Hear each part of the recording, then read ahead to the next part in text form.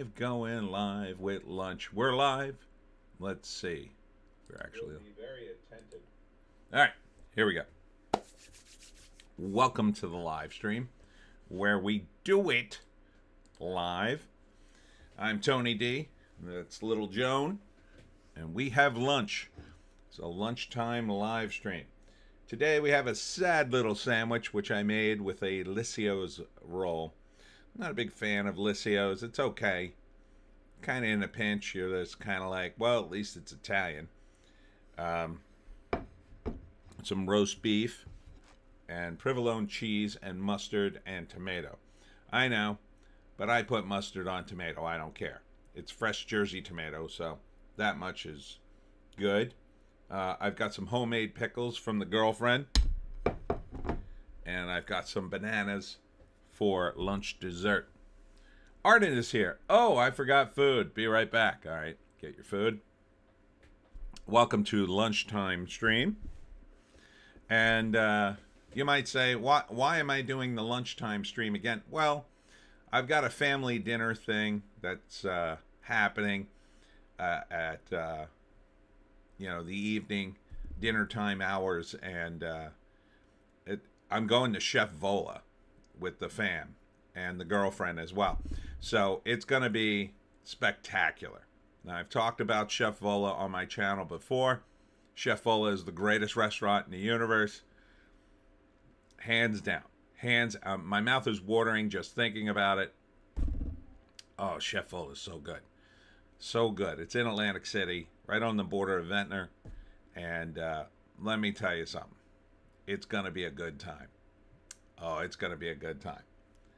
Ardent, I lied. I'm getting coffee and having a smoke. Well, that's kind of like a lunch. It's kind of like a lunch. And shout out to the girlfriend. This isn't the shirt I'm wearing to dinner, okay? I just put the shirt on because I didn't want to mess up my clothes or mess up my nice shirt for dinner. So you got to wear a nice shirt at dinner. All right. So let's get eating, and let's get talking about the box office soon. Right, Joe? Iced tea, of course. Let's take a bite of this. That's not bad.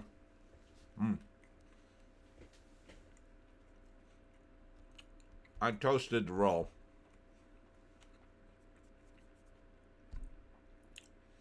Ardent Adman lunch. Huh. Shared the stream on my X. Hope you get a few newcomers. Thank you. Thank you, Ardent. It would be nice. It would be nice. I had a little trouble finding the box office, but that sandwich is loud. I'm a little close to the microphone. Here, I'll bite over here. It's not bad. A little crunchy. Again, Lissio's roll.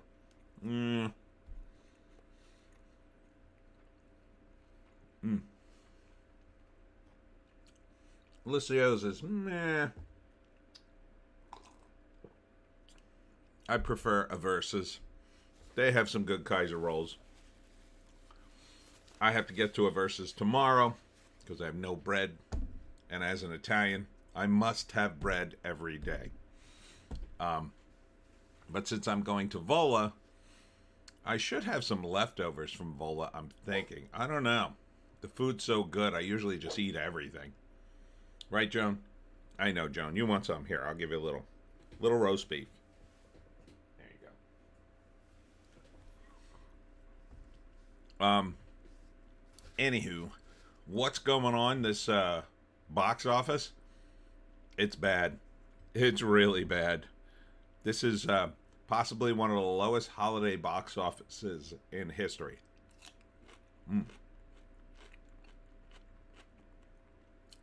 Homemade pickles from the girlfriend.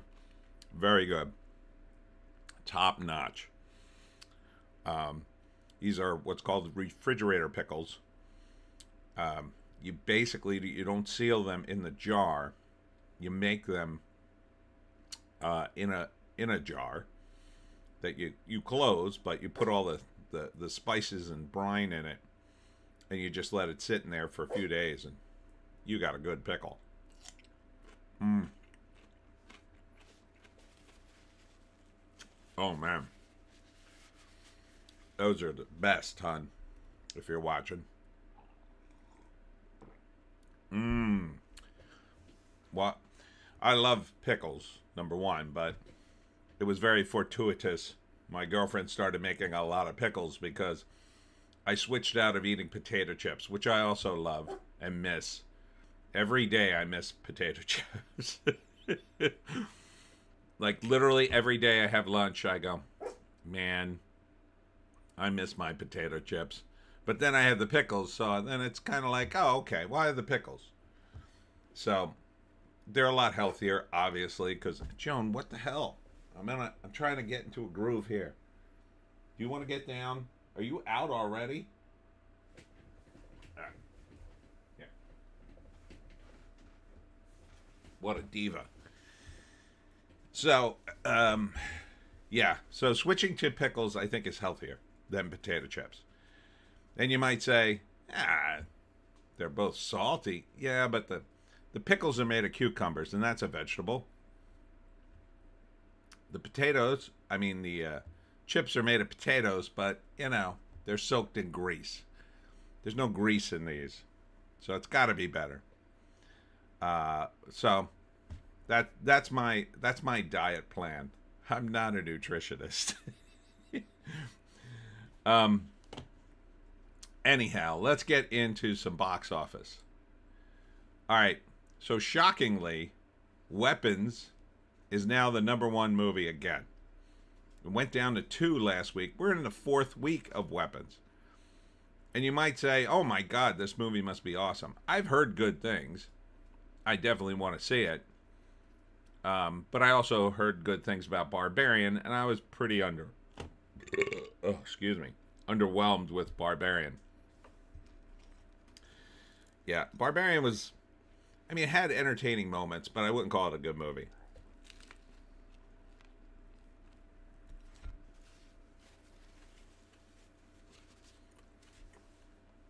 So, I'm anxious to see Weapons. Josh Brolin is in it. So, that should be good. He's always good.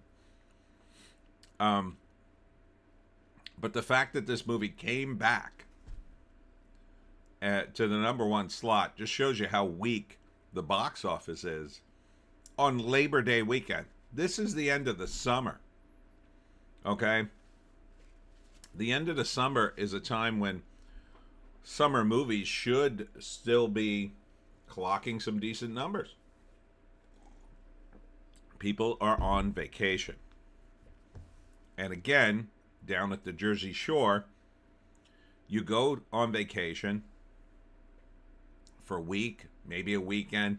At some point at night, especially if you're down there with family, like, you're going to do something other than go out to, after you go out to dinner, you're sick of the boardwalk, or you go to the boardwalk, but then you're like, oh, let's go catch a movie. No one's doing it anymore. It's not worth it. Or they're watching the movie back at their shore pad, and they're not watching current stuff. They're just watching stuff on streaming because it's cheaper, number one, if you have a group.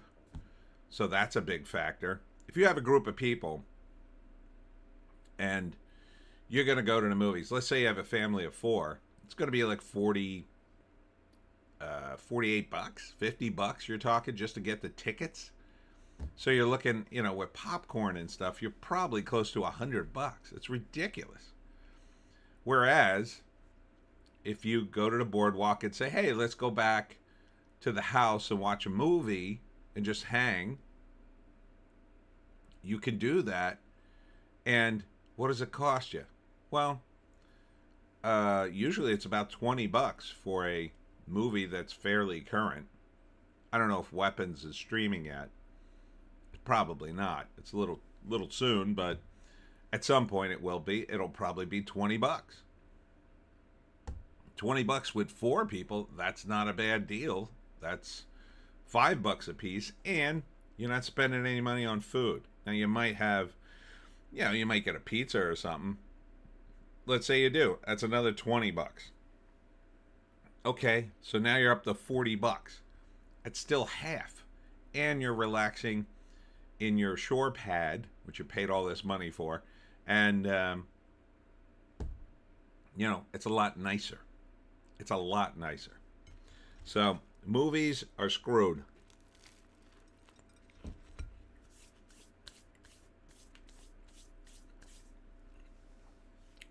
They are just screwed. Now, the number 2 movie is even more telling. It's Jaws, the 50th anniversary of Jaws. 8.1 million. Now, this is a movie I saw when it came out. I think I saw it when it came out. I definitely saw it. Scared the hell out of me. It really did. I don't like going in. When I see Jaws, if I see a scene from Jaws, I think twice about going in the ocean. I don't want to go in the ocean because of medical waste. That's my real fear. But for a while, it was sharks.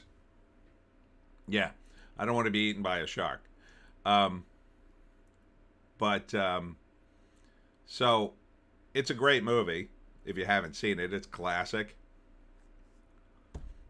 But it's the number 2 movie. How bad are all the other movies if that's the number 2 movie in the country? A 50-year-old movie. It's crazy.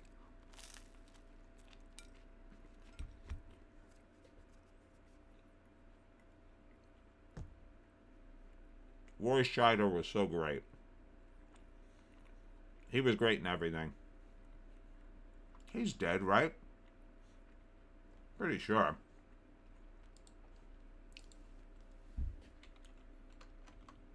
When the heck did he die? Let's find out. There it is. Jaws. God, 75. I know Richard Dreyfuss is still kicking around.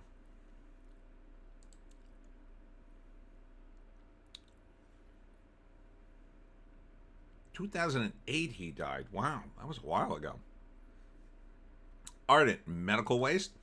Yeah, in South Jersey, we had a big scare years ago. Medical waste was washing up on the shoreline. And like needles, you know, bags with partially filled with like blood and medicine and stuff. Other medical waste. It was gross.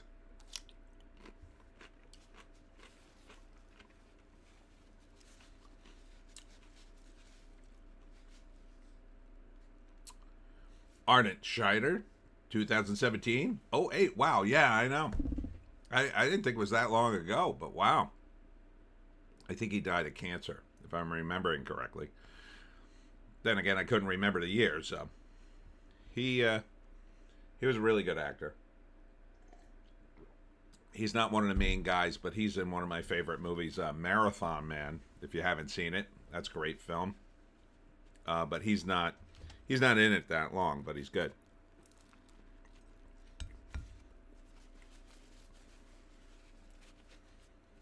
So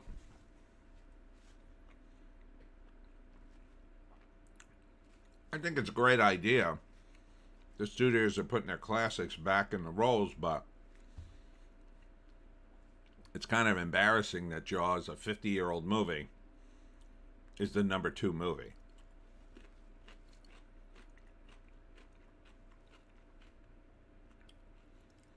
Ardent, I remember him from Sequest. That was a TV show, right? I vaguely remember that. That pickle's spicy. Spicy.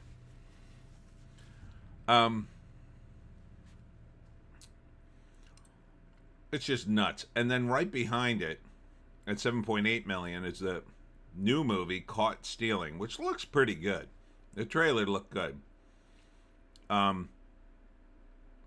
It's in more theaters, so it's not really that close, but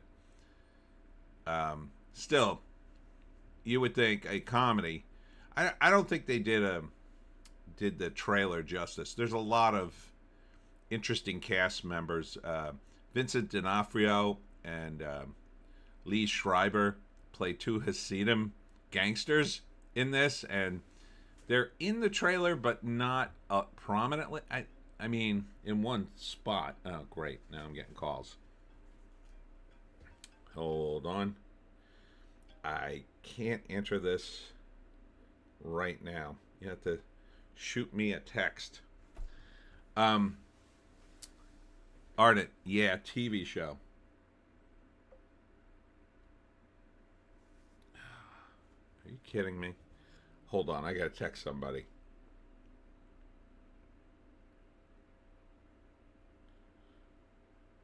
That's a wrong number. Hold on. Hold on. Oh, man. Sorry. I think one of my family members coordinating the dinner. What? On a live stream.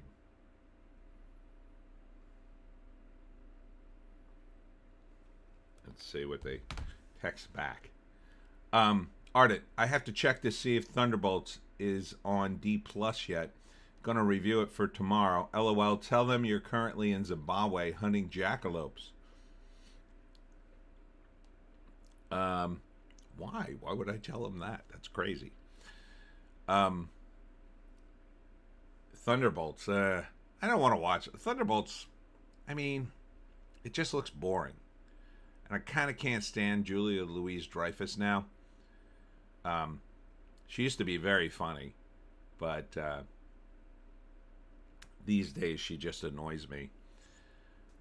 Anyhow, Caught Stealing looks pretty solid and funny, but the trailer doesn't really push that as hard as I think it could, but it might not be that funny.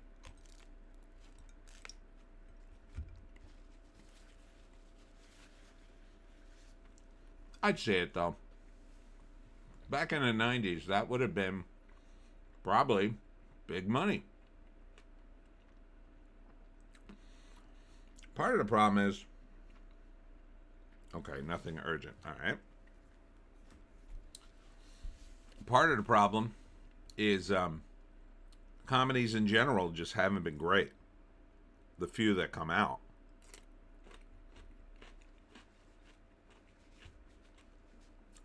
And Austin Butler, I mean, the guy's an okay actor, I guess.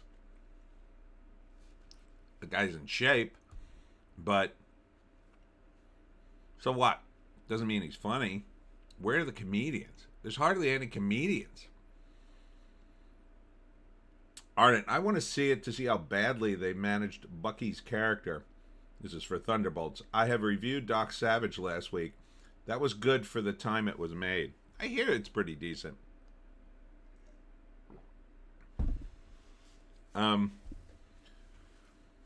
Yeah, Thunderbolts just, at this point, the MCU is just not really on my radar anymore.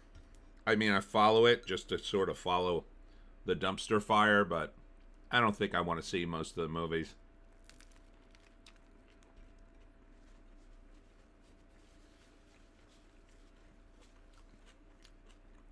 And there's been a leak for Doomsday, which we'll talk about in a little bit. The leak is concerning. If you're trying to hold out hope for the MCU, Ardent, worth the $5 rental? Yeah, that seems like about a $5 movie. Back in the day, we would have said, you know, it's a blockbuster rental. For $5, sure. I guess I'd watch Thunderbolts.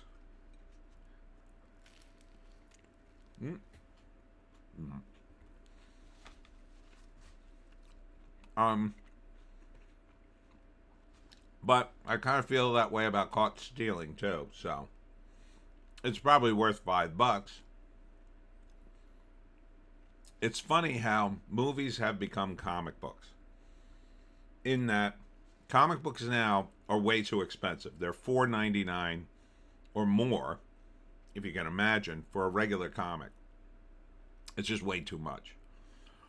However, a lot of times these books quickly end up in the dollar bins, within a few weeks. If you go to shows on a reg, you'll find these books in the dollar bin, and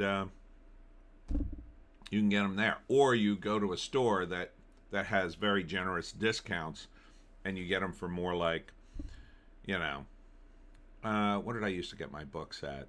I used to get at least 20 off, so that would be $4. It'd be a little better, but worth the $5 rental? I meant Doc Savage. Oh, okay. Aren't it $5 for a comic? That's insane. Yeah. You just rented a whole movie for $5. What the hell do you want a comic book for $5? You wait them out. It ends up in the dollar bin anyway. And the sad thing is, the printing cost hasn't really changed all that much. They still print them for about, up in Quebec for less than 5 cents, I believe.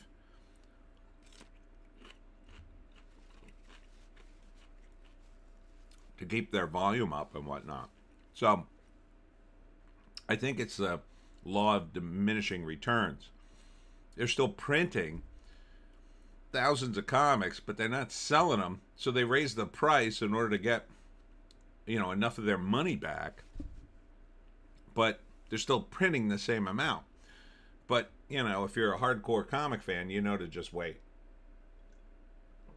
Or if you're really hardcore and you buy a lot of stuff, you set yourself up as a store and get the discount and buy it yourself, and maybe sell off the excess comics you don't want, which I've seen a few guys do.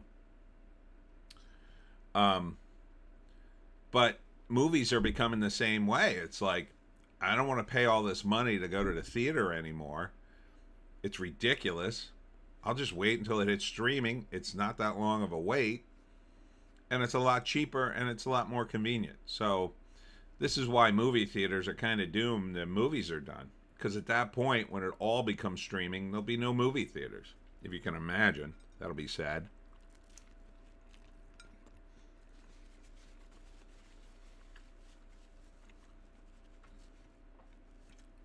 Ardent.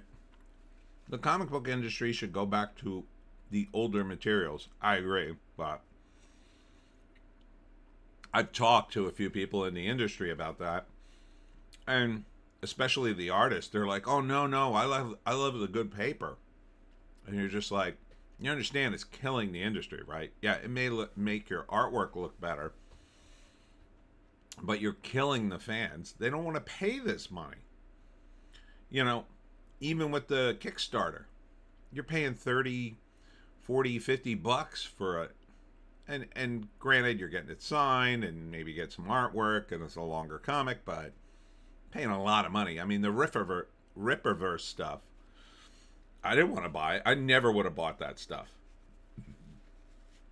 I forget who it was, one of the guys on the stream bought me the Ripperverse stuff to review. And, it wasn't the worst comic I ever read, but there's no way I would have paid that money. I would have been outraged if I paid that amount of money for a comic book, even though it came nice and it was in a plastic. I should sell them. I wish I had.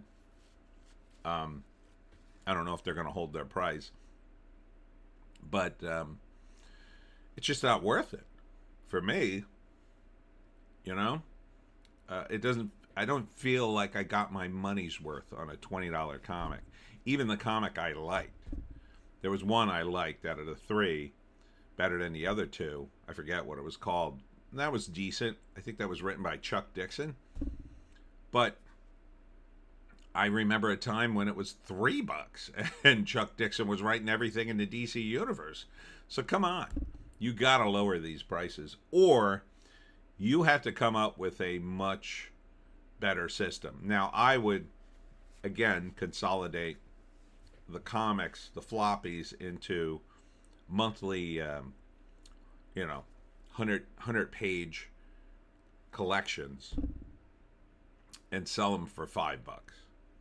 and I would quickly dominate the industry at DC or Marvel or whatever, but you know, really it's DC and Marvel in American comics. Ardent, did the Rippaverse do digital editions? I don't know if they did. I don't think they did. Maybe.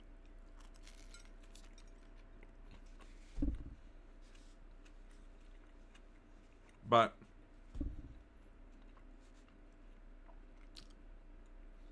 digital editions would be a good idea too. Yeah, I don't know what you charge though. The Kraken is here. Good morning, afternoon chat. Good morning to you, the Kraken. I hope you're having a nice lunch. I have my pickles.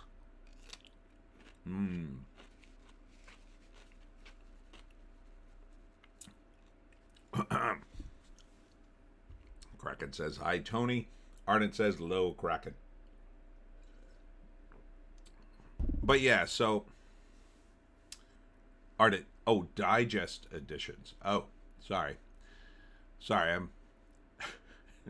have trouble seeing sometimes the screen.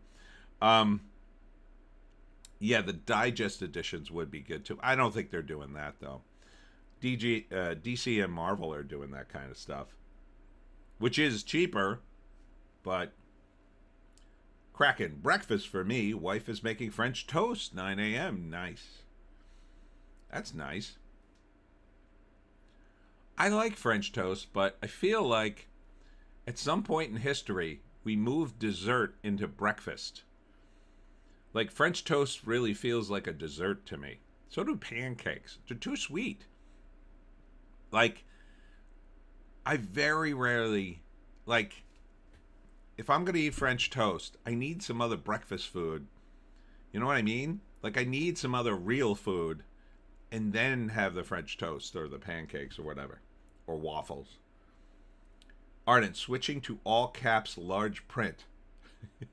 Just kidding. Like, I would love to have some French toast for dessert after dinner. That sounds awesome. You know, do you ever go into one of those high-end places and get Bananas Foster's French toast? It's amazing, but it's like, I'm not eating breakfast. I'm eating dessert. The Kraken, true, with lots of high fructose corn syrup too. Yummy. Well, that's where you could get some maple syrup, possibly from Vermont. I hear Vermont is good. Sticks and Hammer insist Vermont's the best syrup. I don't know. I'm not a syrup connoisseur. I've had some really good syrups made from blueberry. They're good. I like those. But yeah, I don't know how we moved dessert to breakfast, but it happened. And because, like, you put ice cream on that, that's a total dessert, right? You take French toast, waffles, or pancakes, you put a scoop of ice cream on it, that's dessert. No one will dispute that. But if you just say, French toast, that's the dessert, they go, that's not dessert, that's breakfast. Ardent, I love French toast, but getting really fresh bread is the key. Homemade, ideally. Might have to start making my own. Bananas Foster is a fun dish to prepare, but not for dummies. Yeah. The Kraken. Yeah, none of that Canadian trash. Or you're talking about the syrup. Yeah, I and the times I've made French toast for myself, it's usually late at night. It's like, I want a little sweet. Ardent, F Canada, bunch of leaf-sucking hosers.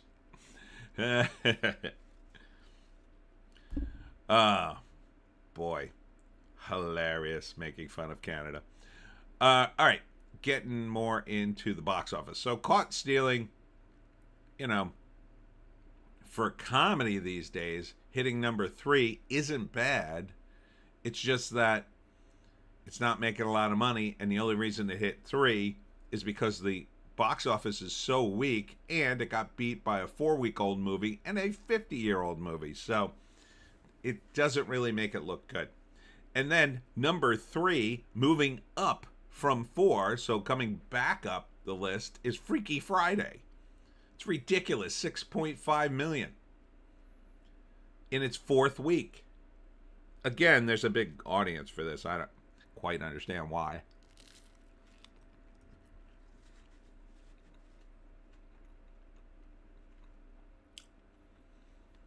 The Kraken. Okay, let's be nice to America's hat, LOL. Ardent, brother just stopped in. Be back in a bit. All right. So, Freakier Friday, I mean, Lindsay Lohan had a huge fan base back in the day when they made the first one. So, I guess I could see, those now older women bringing their kids to this and seeing it themselves, but I mean, it's got legs. You got to give it that. 6.5. I mean, that's not too bad in its 4th week. Again, for a comedy. The Kraken sounds like a movie a mom takes her teenage daughters to the movies to see. Exactly. Exactly. And now here we go. Number 5 is The Roses. Now, this is a remake of The War of the Roses, originally made with Michael Douglas and Kathleen Turner at the height of their fame. And quite frankly, it just wasn't that good of a movie. I saw the original War of the Roses. It had some fun scenes in it because they they're getting divorced and they wreck their house and everything. This looks boring as F. And it's Benedict Cumberbatch and Olivia Colman. Now, Kathleen Turner, back in the day, was an A-lister and pretty hot.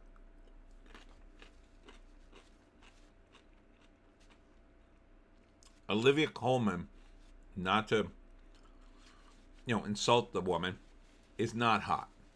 Okay? She looks like a normal person. She's average, which is, there's nothing wrong with that. But normally, someone like her she's like a character actress.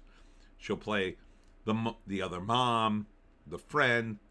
Now, she's become more of like a Meryl Streep type high-end actress, but this is the wrong movie for her, I think.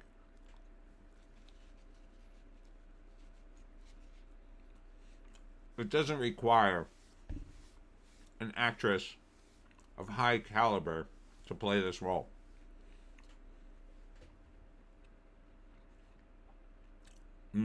Sandwich done. It just doesn't require it. It's, and I think they're going deeper into the book this time and trying to show the romance before it breaks apart. I guess. The whole plot of the movie is it's a very nasty divorce where the two go at it and destroy their house and everything. But I don't know, maybe there was some revelation in the book that they skipped in the first version of the movie that they're adding here. But most people, like me, I think, will have the other movie in their head if they know it. So, the chances of this hitting just by itself, let's say there was no old movie, they're just making this. It's about divorce. It's kind of sad. This is an era where comedies aren't that big. So it's not going to be a laugh out loud comedy. It's going to be, at best, a dark comedy about two people destroying their house, destroying their relationship, being super mad at each other. It just doesn't sound like something you want to see in the summer. Maybe, I don't know, maybe in the winter, maybe around February you could dump a movie like this. But a movie about divorce at this time, and it also doesn't hit the same. Most people these days, marriage has really taken it on the chin. People aren't getting married anymore.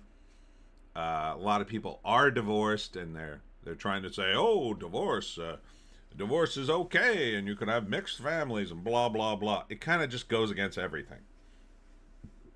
Back in the 80s, when they did the original, it hit better because I mean, divorce was still pretty high, but you know, it was still marriage was still enough of an institution that the movie would work. So this was just another dumb reboot, another IP to trot out on the cheap, I guess. To I don't know. Did you think you could drag the fans of the War of the Roses into this thing? I don't think you can.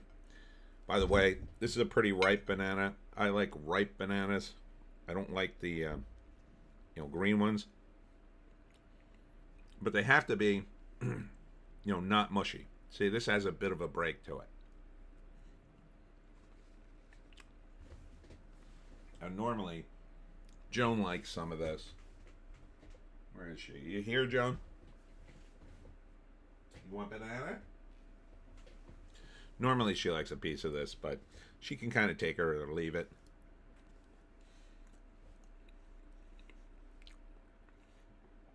So the War of the Roses wasn't the kind of movie like Freakier Friday you would have brought your kids to. So there's no generational thing.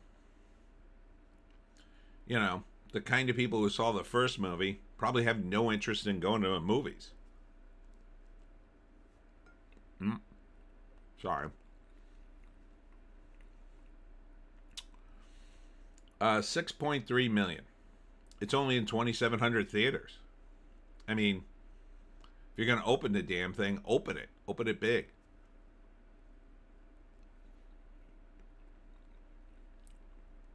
And quite frankly, I'm a little bit sick of Benedict Cumberbatch. He's been in a lot of stuff. He was billed as kind of a high-end actor, but now he seems to be in anything. He's turning into Michael Caine.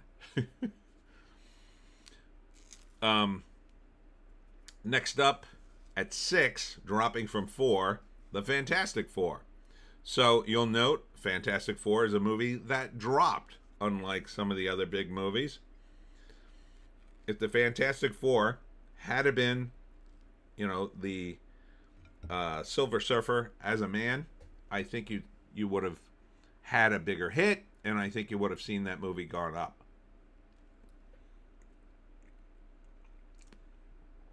$4.8 million. It's in more theaters than The Roses.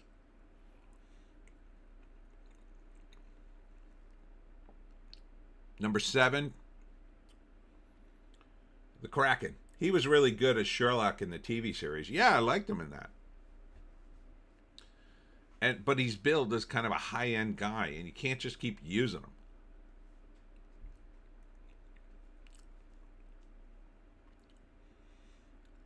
Seven is The Bad Guys 2, Sam Rockwell's cartoon. 4.7 million. It's doing okay.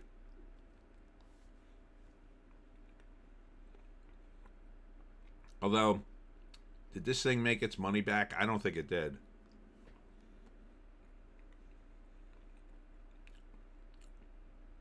Not okay enough.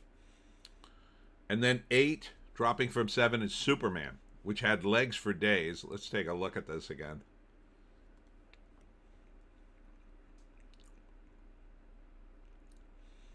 $610 million. Again, people are saying this movie flopped. That's got to be money. Has to be. Because even with the formula of 2.5 of its production budget, this would have had to have done 560 to break even, and it's 50 million over that. So that's not a lot of profit, but it's profit, in terms of a movie. And that doesn't even count the toy sales. Okay, lunch is done. Thank God. I won't be smacking my lips through this.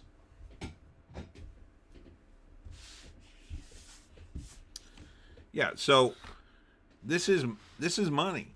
It has to be money. Unless they lied about the numbers, which, again, I don't put it past Hollywood, but they lie the other way.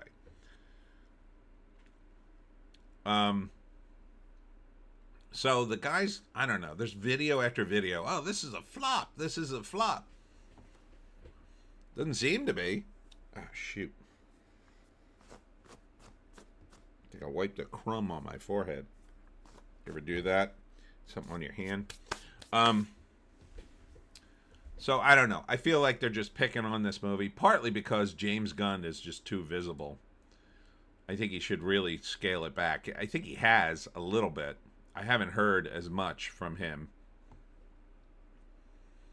But this is sort of the post-movie release era, and now he's sort of being quiet. But he's got Supergirl coming up, and I don't know about that movie. That movie looks like it could be rough. Number 9, dropping from 6, is Nobody 2, and nobody went to see it. Ha! Yeah, this movie, this is a bomb, I think. $25 million to make, or no, wait.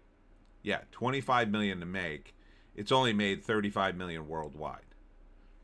So that is no bueno. That's going to lose money. It's a shame. The second one did look better than the first. But again, I think it's the hitman or assassin or whatever he's supposed to be. I was never really clear. Who has a family or doesn't kill anybody anymore and then is forced to do it. Like, this has been beaten to death. Don the Second enters the chat. Sup, Tony? Sup, Don? Yeah, this concept is just beaten to death. Like, if you had gone full-born comedy with this, Bob Odenkirk, he's a funny guy when he wants to be. Now he's transitioned into a serious actor, Bob Odenkirk, or an action star Bob Odenkirk. But I would really like to see him go back to comedy. Will he? Probably not. That's not where the money is, unfortunately, right now. I mean, this movie looked funny. I would see it on streaming. It's probably watchable. Although I did see some stuff in the trailer. I was like, I don't know about this. I hear, like, you know, his wife now is an assassin too, and you're just like, what? It's like the whole family.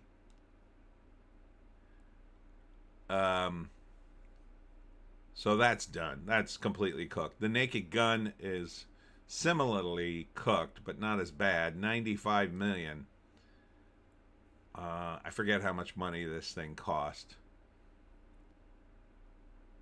It wasn't bad. It just wasn't great. It was more of the same, unfortunately. They will probably do a sequel to this, would be my prediction. Because it's a franchise. It got them good press, even though I don't think it made them enough money. This thing had to have cost them, I'm going to guess, at least $30 million. So I think this thing maybe just broke even. Rolando G enters the chat. Hello, Rolando. Nobody 2 looks fun like martial arts action films. I do miss my favorite of all time, JCVD. Liam Neeson is not funny. I thought he was okay in The Naked Gun. He had a couple of moments, but they didn't give him enough.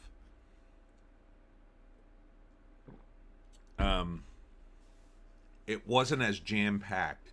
Like, if you go back and watch the first 3 episodes of Police Squad, it's one of the funniest things you'll ever see. I mean, it's just jam-packed.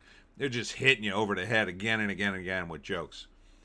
And then it slowly starts to run out of gas over, like, I think 6 episodes, because they just couldn't keep up the pace. But man, those first 3 episodes are fire. They're absolute fire.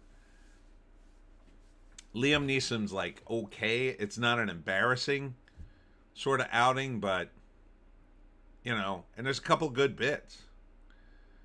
I like the bit where he's disguised as a schoolgirl and breaks up the bank robbery. and there's a couple of other bits, but yeah, it wasn't great. Like the bits were, there are like 5 bits in that movie that are laugh out loud, and the rest are sort of okay, and there's just not enough of them. Ronaldo G. The old Leslie Nielsen films, Leslie's comedy timing was classic. It was. It was. And his expressions. You know, when Leslie did the big eyes, oh, it was great. That used to make me laugh. Just when his eyes went big, like. But I do appreciate the Naked Gun because they had several nods back to the old franchise, and they put in Priscilla Presley's in a shot. They put the stuffed beaver in one of the shots. So, and then they did the bit where he is Frank Drebin's son, and he's talking to the picture of his dad, and that's a funny bit because then they add in O.J. Simpson, and everybody lost it. But they put that in the trailer, and it was one of the best bits. Excuse me a sec. Got a lot of allergies going. But yeah, it wasn't great. And it got pimped to the sky, I'll give you that. They pimped the hell out of it. But again, people don't go to movies anymore for comedy. I can't tell you where people go for comedy anymore. I guess out to stand up. But comedy's really been damaged over the last 10 years. People don't want to do it, and the people who do it are still getting attacked. Not as much, but there's still some attacks. I mean, Matt Rife is the face of comedy right now. That's it. There's nobody else. I mean, you could throw in Bill Burr, but he went woke. I think it's really damaged his comedy credibility. You know, you got Joe Rogan, but he's more of a podcaster than a comedian. He still does stand-up, though. It's not bad. But then you got guys like Mark Maron, who is never all that funny, in my opinion. And he's so woke and so political. You watch some of his stand-up, and you just go, is this even stand-up? Is this even comedy? What is this? Terrible. Terrible.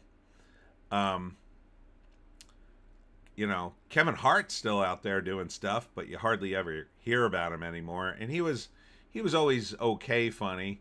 Like, you wouldn't want to be less funnier than Kevin Hart. You got Shane Gillis. He's pretty funny. But, you know, he can't carry the comedy all by himself. Saturday Night Live is still a mess. Hasn't been edgy in years, in my opinion. So what's left for comedy? I mean, Saturday Night Live used to be the comedy machine. They would just crank people out of there and then put them in the movies, and here are your new movie comedians, everybody. Now that's not working. People are fed up. It's boring. It's old. It's stayed. It's time to get some new blood. Now they've tried to launch a comedy show on YouTube. I think it was called Studio H or something. It was okay. They had a few good bits. But, you know, it was MacGruber, what's his face, Will Forte, who's sort of hit or miss for me. I appreciate that he keeps trying to do comedies. I do appreciate that. But a lot of his comedies just subpar. It's like, okay. It's like, MacGruber was kind of funny. You know, and a lot of his stuff is sort of kind of funny, but it's not great, in my opinion. And again, it all comes back to the politics being inserted in Hollywood, I think. You know, these people, Ardent is back. The politics has really cowed these people. And you're probably just not getting things greenlit that would be funny. You know, my book, Wokistan, a Novel, would be perfect for right now. It would absolutely be perfect. It would kill if you put that out now. You know, when me and Christian put that book out, at first, nobody really understood what we were going for. Ardent at Kraken. LOL, don't be nice to Canada. These people are insane. I should know. I live amongst them.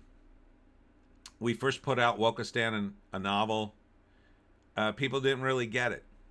They hadn't heard of what happened to these campuses. And even when I put out Hollywoke, another novel, the sequel, I would have it out on the table and people would go, Hollywoke, what's that? Now people see it and they go, oh, right, Hollywoke, I get it. And they even get Wokistan. But, you know, will Hollywood make it into a movie? Sure, maybe 20 years from now when we're so far past it and it's so, you know, so common to do that kind of stuff. You need to do this stuff when it's not known. You need to be out there a little bit, a little ahead of the curve of the zeitgeist to pick up on this stuff and make it into a movie. That's the way Hollywood used to be, because in the 70s there were a lot younger people. Hollywood didn't have, it had money, but it didn't have that much money, and you know, it wasn't the industry. There were other things in the world that made real money. So you didn't have corporations like, oh, we've got to, you know, we got to make $1 billion this quarter for our movies. That it wasn't like that. They were just trying to make good movies to a large extent and trying to make money, but it wasn't so money and corporate obsessed. Now it's completely money and corporate obsessed. You look at these films and it's the result of corporate guys saying, oh, no, you got to do a sequel. Oh, no, you got to do a reboot. Because we own those IPs and they're worth money. And we won't make a lot of money, but we know we'll make money. And that's the safe bet. And corporate guys, money guys, are going to make the safe bet. Artists don't make the safe bet. That's why they're artists. They take risk. The Kraken. Do you have an agent that tries to get your stuff made into movies? Sounds like a perfect project for Netflix. That's not really what agents do.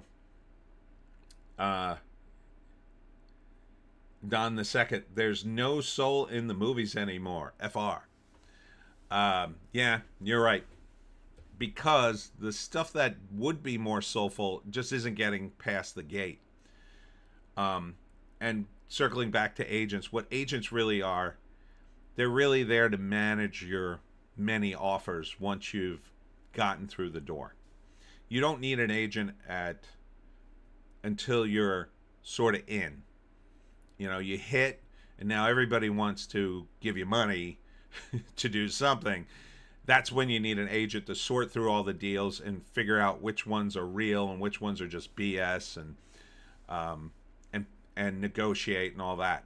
But more often than not, you don't need an agent, at least early on. I mean, if you're lucky, you might get an agent who's looking for a specific kind of talent because they have an opportunity to fill.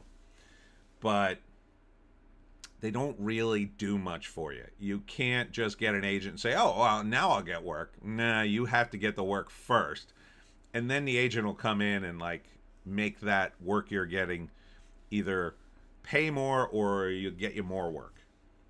So I did have an agent at one point because there was an opportunity to do a show, and I wrote a show for him. And long story short, we almost got a show with Aaron Spelling, but they turned us down because it was too much like what Aaron Spelling had done in the past.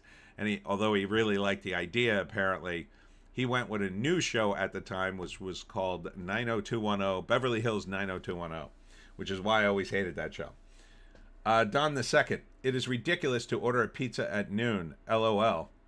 It is? I don't know. I'll order a pizza at noon. I'll go pick it up, though. I don't want to pay the delivery.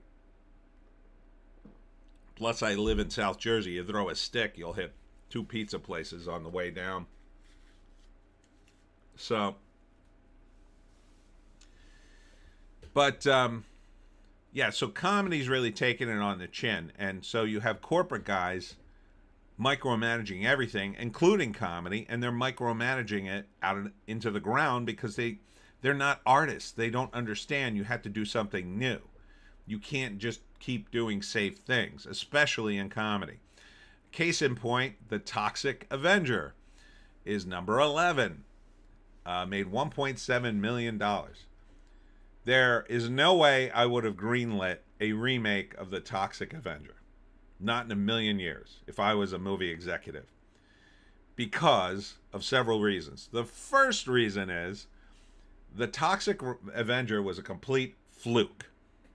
My understanding is Troma made the movie and had one guy as Melvin, who then gets transformed into the Toxic Avenger through toxic waste. He then was replaced by a bigger actor who had the suit on, but it's supposed to be the same character.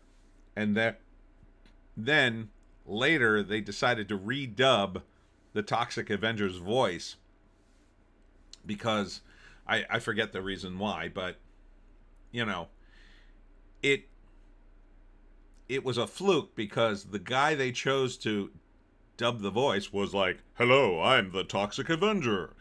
And it didn't match what you were seeing on the screen at all. And it was a fluke. It was just hilarious. But you were kind of laughing at the movie. You weren't really in the movie, if you know what I mean. Don the Second, what's better in South Jersey, hoagies or pizza? Oh, now we're on to a serious topic. Hoagies or pizza? Well, we do have wonderful hoagies, and we do have wonderful pizza. Now I have to separate what I prefer. What do I prefer? I think I lean towards pizza. Boy. I tell you, I had some great pizza in Asbury Park. The undercarriage was spectacular. And it had peppers on it, which I don't like peppers on my pizza. I was picking them off, but I was so hungry. I just ate some of it, and I didn't even care. It was so good. Oh, gosh. Hoagies are pizza. Best in South Jersey. I'm going to go with the pizza. Yeah, in general. Now, there are a few places that screw up the pizza. Don the Second, analytical question. Haha. Yeah, it is. You know, the hoagies here, I mean, it's just like any other place. The hoagies and the pizzas vary from place to place, but they're both very good here. But I will give it to the North Jersey that they tend to have really good bread. And because of that, their hoagies tend to be, on average, really good. Now, their pizza is pretty good, too, but I think the pizza's better in South Jersey. Arnett, someone told me the other day they put Cheese Whiz on a cheesesteak. I wanted to vomit on the spot. Yeah, that's a thing. That's a Philly thing. Cheese, it's a steak with whiz. Or wit. You say, give me a steak wit. And they put Cheese Whiz on it. I hate Cheese Whiz. I would never get it on my cheesesteak. Back in the day when I was going to Philly a lot, that was more the norm. They would ask, do you want cheese on your pizza? And I would go, I want real cheese on my pizza. And then they would put, Provolone or American on it. But you had to make that distinction back in the day. These days, most people want real cheese. Cheese Whiz is still a thing, but it's not the default. It was the default back in the day. And if you weren't careful, you'd get a Cheese Whiz steak. And I don't know. I don't know if the warming of the Cheese Whiz makes it better. I don't know. I would never eat it. Don the Second, Toxic Avenger was before my time. LOL, pretty scuffed concept for a movie. The bread was the deciding factor. It was. Yeah, I mean, Toxic Avenger it was a fluke. It was funny despite itself. Because if you watch the original Toxic Avenger, it's just funny because the movie's so poorly made, in my opinion. It's not because the movie's cool. It's just because it's so stupid and ridiculous. And then on top of that, you got this guy who dubbed over the voice going, "Hello, how are you? I'm the Toxic Avenger." It's similar if you watch... Arnold Schwarzenegger was in a movie called Hercules in New York, where he plays Hercules. And they didn't like his voice, so they had another guy dub it over. So it doesn't sound like Arnold. It's like, "Hello, I'm Hercules. How are you?" Because he had such a thick Austrian accent back then. So you're going to remake Toxic Avenger. Okay, so now you have to make an actual movie based on the same concept. The concept is stupid. It's a really dumb concept. Now, there was a bunch of, like, extra stuff in the background, like satire on fast food and toxic waste and politics and whatnot. It's wacky. Who's in it? What's the name? Frodo from Lord of the Rings is in it. He likes those kinds of movies, I've heard. Kevin Bacon's in it. Peter Dinklage is the Toxic Avenger, which one has to ask why. You know, this is a guy who claims, like, well, I'm trying to get little people, you know, raise their profile as actors and entertainers. And I want to be a serious actor. I don't want to just be playing dwarves and, you know, snowmen or elves or whatever. Here he is in the Toxic Avenger playing like a little monster. Like, it doesn't make any sense. I don't get it. I don't know why you would remake this movie. It's not that funny. Peter Dinklage isn't that funny. Elijah Wood, that's his name. I couldn't think of Frodo's name. Elijah Wood is kind of funny. He looks funny in the movie. Kevin Bacon's okay in comedies, but he's not a comedian. If you're going to make the Toxic Avenger as a comedy, you need a comedic guy. And again, who's our choices? Well, there's Matt Rife. I mean, I guess you could have put him in it as the lead and have him insert some of his bits. But I just think it's a dumb concept. I mean, it's so dumb, you might as well have gone with a new concept that was kind of similar. So if you wanted to do a weird superhero movie, and that's what he is, just make one up. I mean, there's all kinds of weird superhero concepts you could do, and just go from there. You know, you don't need to bring back the Toxic Avenger. As someone who lived in New Jersey most of his life, the Toxic Avenger was big, but like I wasn't sitting around going, "Man, if only they'd make another Toxic Avenger movie." Trauma, who made the original, kind of beat it to death. It was one of their few big hits, and they did a bunch of sequels, I believe. How many sequels did they do? I think they did at least 2 or 3.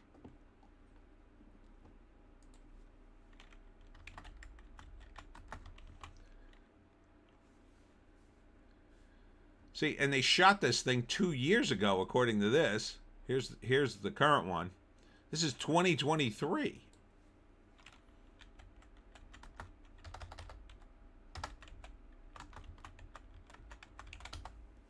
I don't even think the other ones are on here.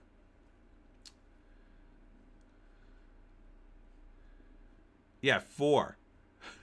They did 4 movies, including a musical. So the Toxic Avenger was 1984. The Toxic Avenger Part 2 was 1989. I don't know where the third one is. And then in 2000, they did Citizen Toxie, the Toxic Avenger 4. And they also did the Toxic Avenger, the musical. So I'm pretty sure they did as much as they possibly could. Ardent, Cheese Whiz hasn't even been a real food since the 80s. It's basically long chain polymer plastic now. Yeah, you could do a character who gets turned into a superhero from eating Cheese Whiz. Cheese Whiz Man. Whiz Man. Don the Second, laughing. Ardent, LOL, I learned a while back that David Prowse, with a West country accent that sounds very close to pirate. Thought his voice would be useful for Darth Vader. I went to see an undubbed cut. I want to see an undubbed cut now. They also did a cartoon and a toy line for Toxic Avenger he's referring to. Yes. Yeah, so they beat this IP to death, squeezed every last dollar out of it, and then Hollywood decides, oh, that's something that needs to happen again. Why? They literally squeezed every dollar out of it already. Oh, well, it's 20 years later. Let's do it all again. Okay. It just doesn't make any sense. Ardent, the Wizard is already taken. Yes. The Kraken, my daughter, who is a huge Lilo and Stitch fan, refuses to watch the live-action version. Good for her. She should have been their #1 fan for this movie, but they missed the mark. 100%. Yeah, and it's also pointless. You have the original copy of the cartoon. Watch it at any time. Oh no, we have to do a live-action version, which you have to see because you like the cartoon. Why? You changed part of it. Did those changes make the movie better? No. Not in my opinion. So, this is all more reboots and nonsense. For a movie that made $1.75 million its opening weekend, I don't think they spent a lot of money on this. If they did, they're insane. But, again, they've got Peter Dinklage, Kevin Bacon, Elijah Wood. So these guys don't cost nothing. They got to be paid something halfway decent. So I got to think this movie probably cost $20-30 million. So I don't think you're going to make it. I do wonder the budget. Let's see.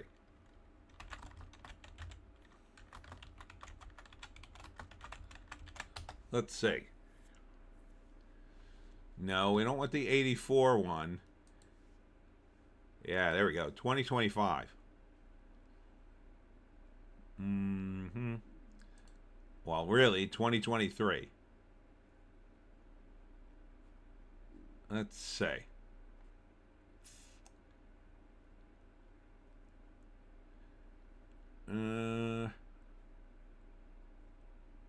Production.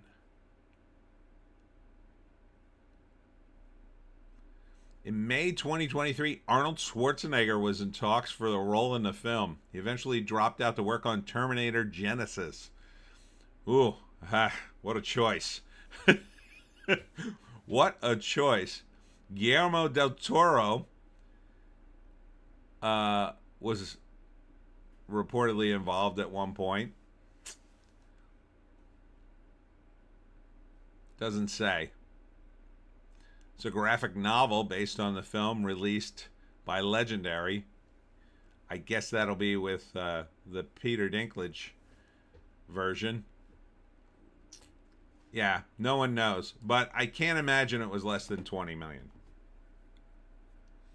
Ardent, I noticed Disney has stopped putting things back in the vault.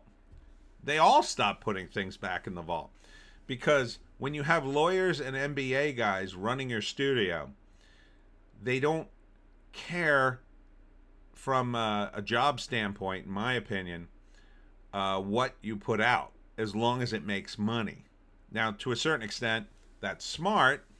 You need to do that some of the time to keep your studio afloat, but you also need to put money into what they would call R&D, research and development. Now, in a company that makes movies, research and development isn't like coming up with a better kind of film or a better looking film. It's really developing talent and trying out some new IPs. I mean, there are books out there they could license. So, you know, it's not like they can't find new properties that have some amount of track record. Like, if you got a new popular book that's done okay, at least you know there's a fan base for it.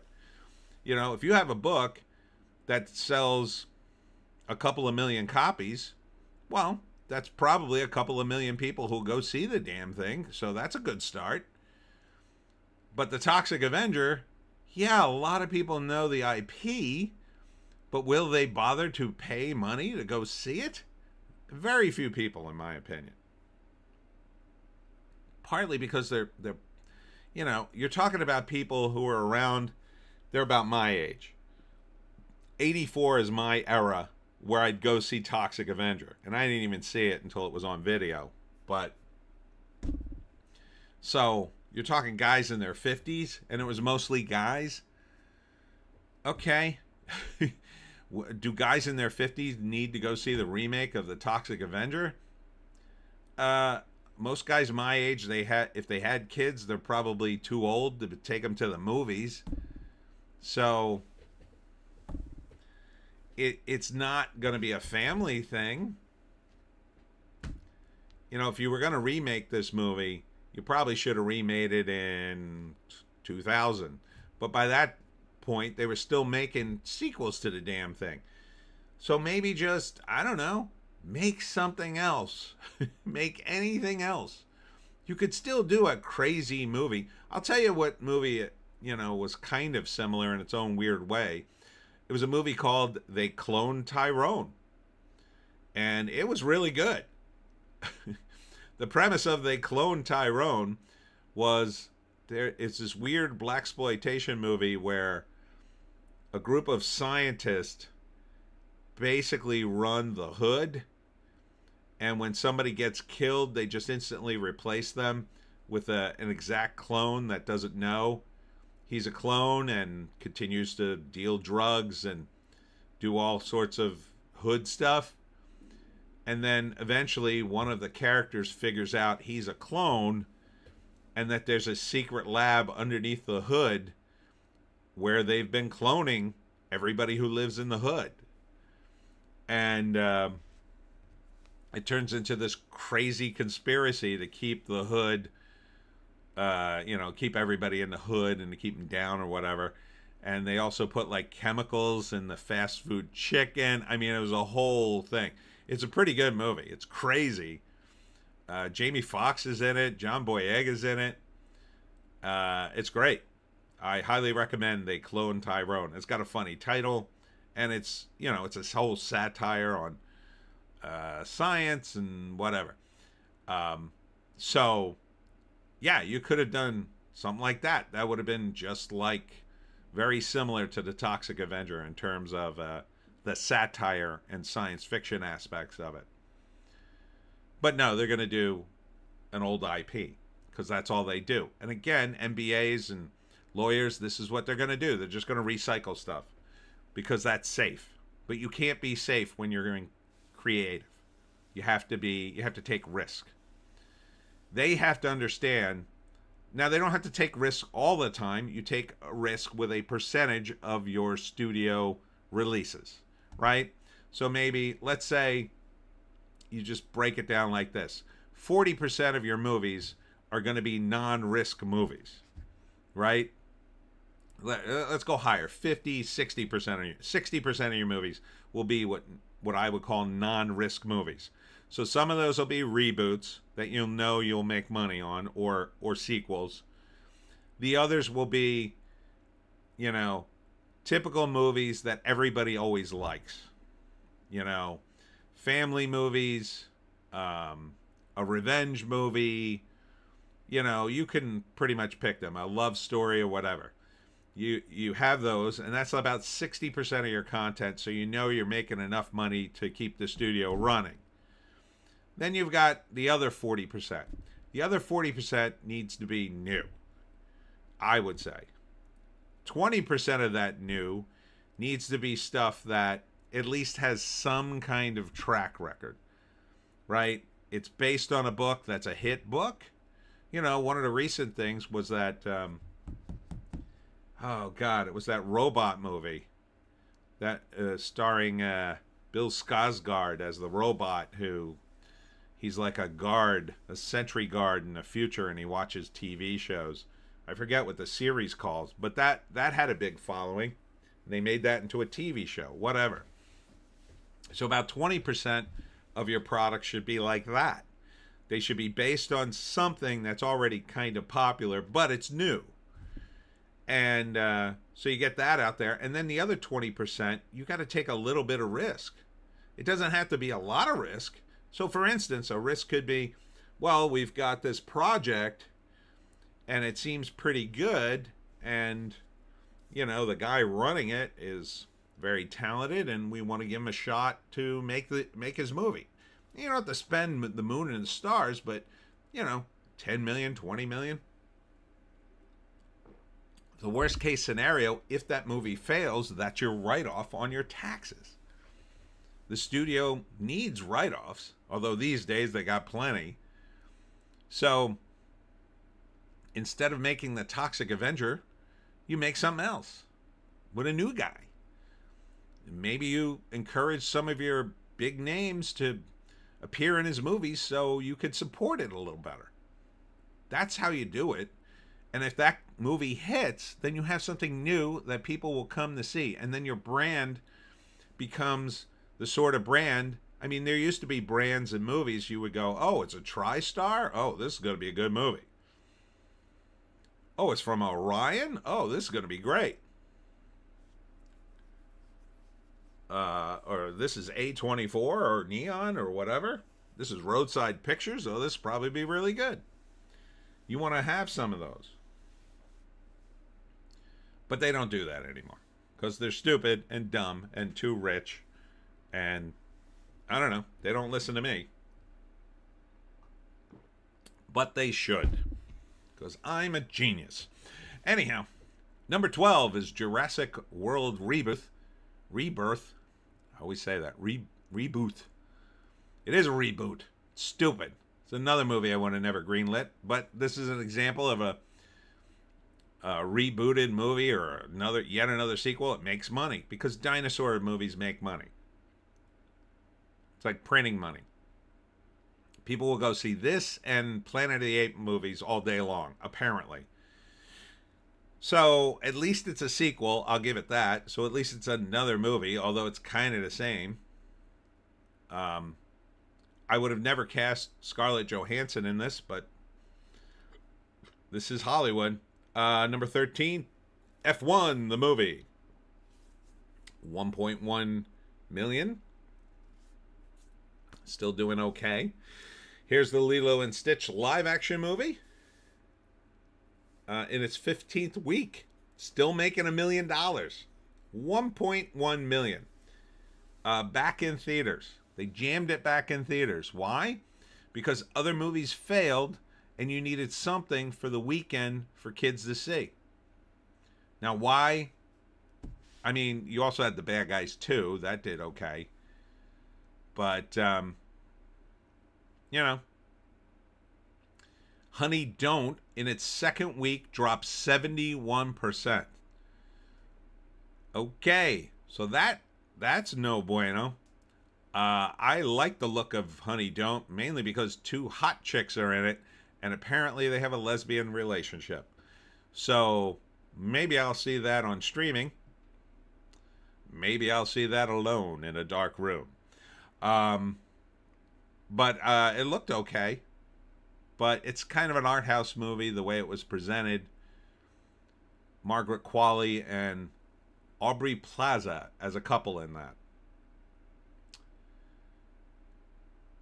Next up is Relay from Bleecker Street. This is in its second week. Dropped 83%.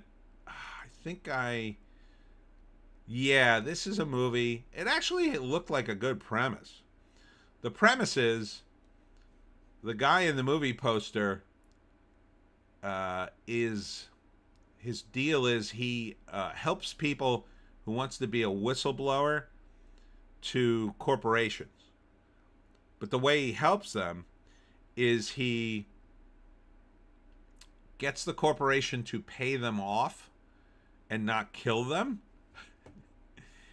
And then that way the corporation doesn't have to kill the person. The person who was the whistleblower gets the money, and then everybody goes their separate ways. But of course, he falls in love with this girl who he's trying to help, and then it all gets complicated. It looked like a solid premise. It's probably something I would stream, but man, it's not doing well in the theaters at all. 83% drop. Niza 2. This is the $2 billion cartoon that did very well in China. From A24. $261,000 together, which my girlfriend now wants to see, although it looks messed up. This is Alison Brie and Dave Franco as this couple who they find this weird, I don't know, puddle or something on their property that it bonds them together in a weird way, and they start to merge. So yeah, it's weird. After that is Splitsville in its second week. It's more of a art house movie, 168K.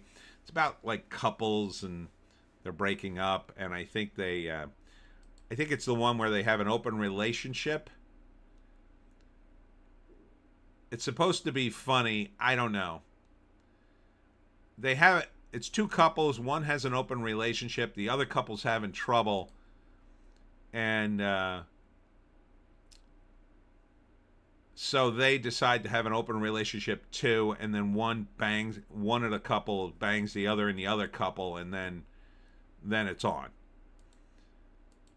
It's a comedy, so maybe it kind of works. But I don't think open marriages work.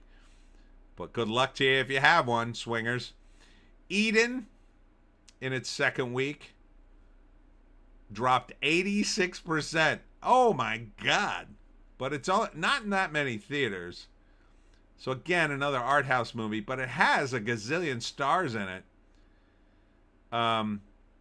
It has Sydney Sweeney.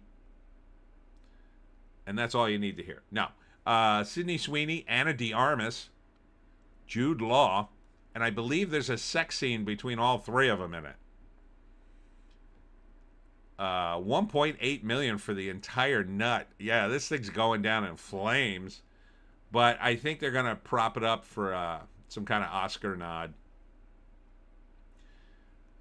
It's based on a true story. It's about a group of people who move to an island to try to live off the grid and build their own civilization, and it all turns into Lord of the Flies with more sex in it, I guess. Not for me. It looks dumb. How to Train Your Dragon live action. Again, stupid. Lurker from Mubi in its second week. Again, another movie that got put into more theaters. What's this one? A 20-something retail clerk encounters a rising pop star. Oh, yeah. Yeah, so he becomes part of the inner circle of the pop star, but then he can't hang. Premiering near the bottom is A Little Prayer in 70 theaters. What is this? Oh, long synopsis. Bill, a Vietnam veteran who has lived in suburban Winston-Salem, North Carolina for decades with his wife, Venita, confronts the limits of his patriarchal power while parenting his adult children, both of whom are experiencing personal difficulties. Their son, David, is a PTSD-stricken veteran whom Bill suspects of cheating on his wife, Tammy. Tammy and Bill have a special bond for a father and daughter-in-law and appear to completely understand each other. So when he believes his son has strayed, he is at a loss of how to proceed. Meanwhile, Patty and their wilder child unexpectedly arrives with their granddaughter, Hadley, having led her opioid-addicted husband, Cassius, left her opioid... Sorry, I screwed this one up. Meanwhile, Patty, their wilder child, unexpectedly arrives with their granddaughter, Hadley, having left their opioid-addicted husband, Cassius, for the third time. Bill's every thought is consumed by worries about these three adult children. The heartbreak he so desperately wants to spare them from is something he struggles with as he as does how to best support them in their challenges. Ugh. He attempts to maintain his composure in the face of chaos and eventually discovers the limits of patriarchal interference, for better or worse. I'm not going to go see this movie, mainly because they use the word patriarchal twice in the synopsis, which leads me to believe this is very much a women's movie. Let's see. Let's see if it was written by a woman. I suspect it has. It's called A Little Prayer.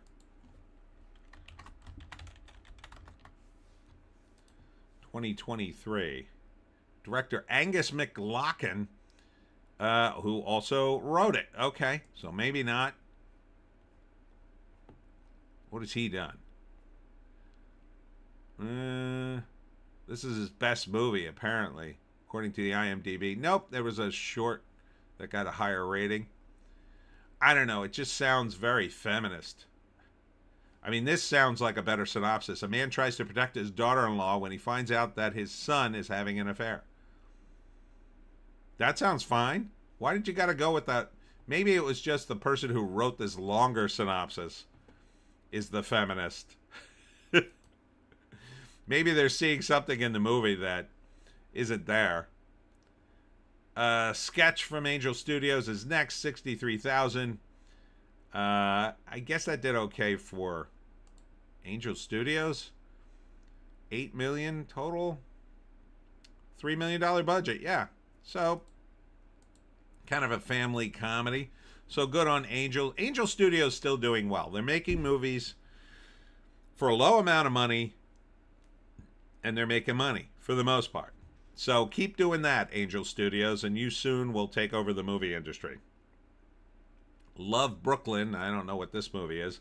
A writer navigates the complicated relationships with his ex, an art gallery owner, and his current lover, a newly single mother, with the support of his best friend. A modern romance set against the rapidly changing landscape of Brooklyn, New York.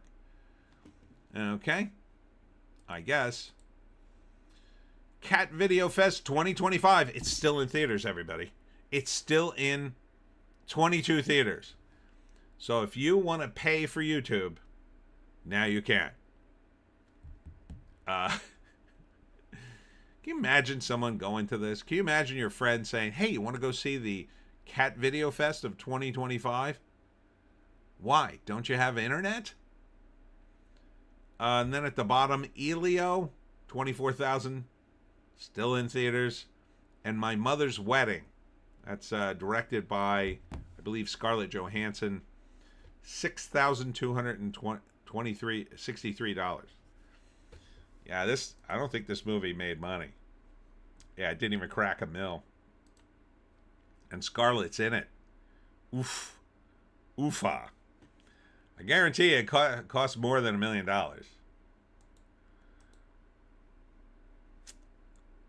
Kraken. I pay for YouTube, LOL.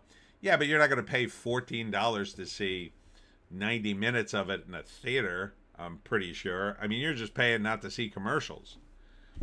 That I understand. If you watch a lot of YouTube, I don't think it's that much, right? I mean, maybe if I was making money on YouTube, I'd pay for YouTube just to streamline what I watch, but... Oh, and let's see the total. And keep in mind, this is Labor Day weekend, so we may have more totals. 62 million. Poofa. Don the Second. Scarlett couldn't pull. LOL. Yeah, Scarlett is... I don't know what she's doing. I mean, she's directing now, so good for her. But, you know, actors tend to like to direct a lot of stuff where they emote. They love dramas because they get to act. And they get to, you know, it gets... You know, dramas are heavy acting things. And that's what actors tend to gravitate towards. You know, they're not going to gravitate, hey, I'm an actor. I really want to direct an action movie where I don't get to act at all. Nah. They're going to direct, typically, you know, something that's going to be heavy. So they could emote you know, then you got comedic actors tend to go towards comedic stuff. Like Charlie Day directed a movie, which I still kind of want to see. It looked cool. So he directed a comedy, but he's more of a comedic guy. Charlie Day should be doing more comedies. He's very funny. He's very funny. I would love to see the entire crew at It's Always Sunny in Philadelphia do more comedies outside of their show, but their show is still on the air. Crazy enough. I haven't seen it in a long time. One of these days. All right, let's get into the trades. First up is Fandom Pulse. Games Workshop announces yet another price increase for miniatures. So if you're addicted to doing this game, Warhammer for 40K, 40,000, enjoy. I don't know. I never got into the miniatures. Warhammer always looked cool, but never really got into it. So, and it's gone woke anyway, so I think a lot of their fans are probably bailing. Beyond that, I covered some of this in Hollywoke Hot Take the other day. The Kraken, the one main guy on that show, did a TV show on streaming called AP Bio. He's a high school teacher. It was awful. Yeah, it was Patton Oswalt was in that too. It's a shame. He also Rob McElhenney did a couple of shows. He did that video game show.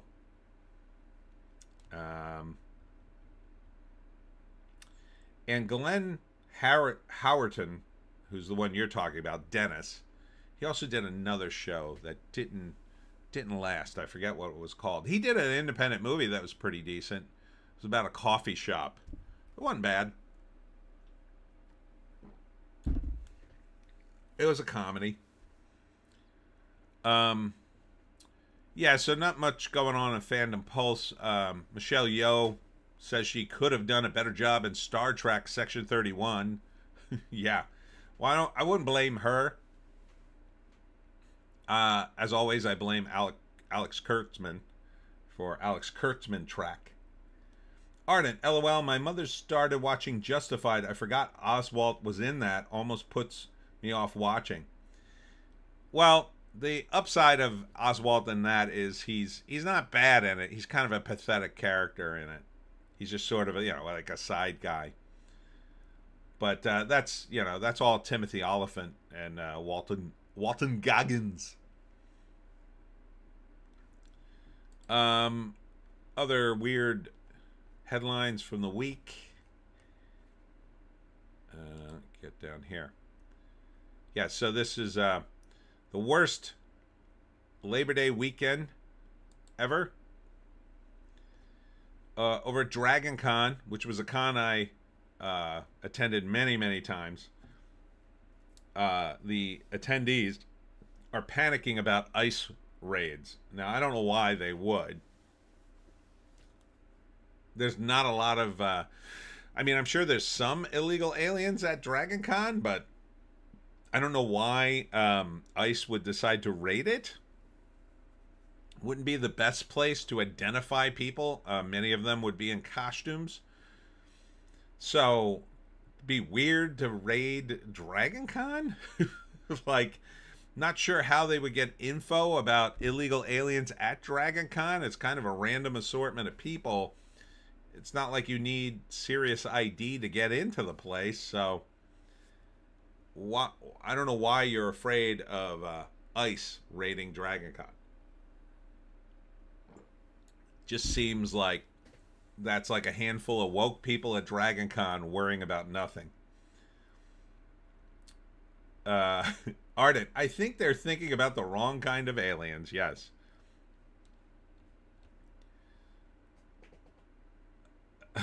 Don the Second, laugh my effing ass off. Ridley Scott describes humanity as an effing plague.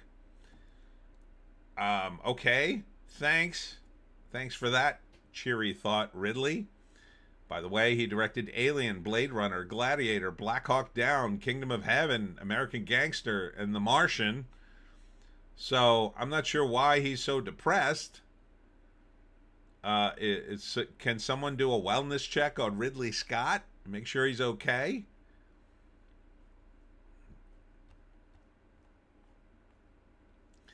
Redditor panics, claiming author is suing her over leaving a libelous review, claiming a romance novel was written by AI.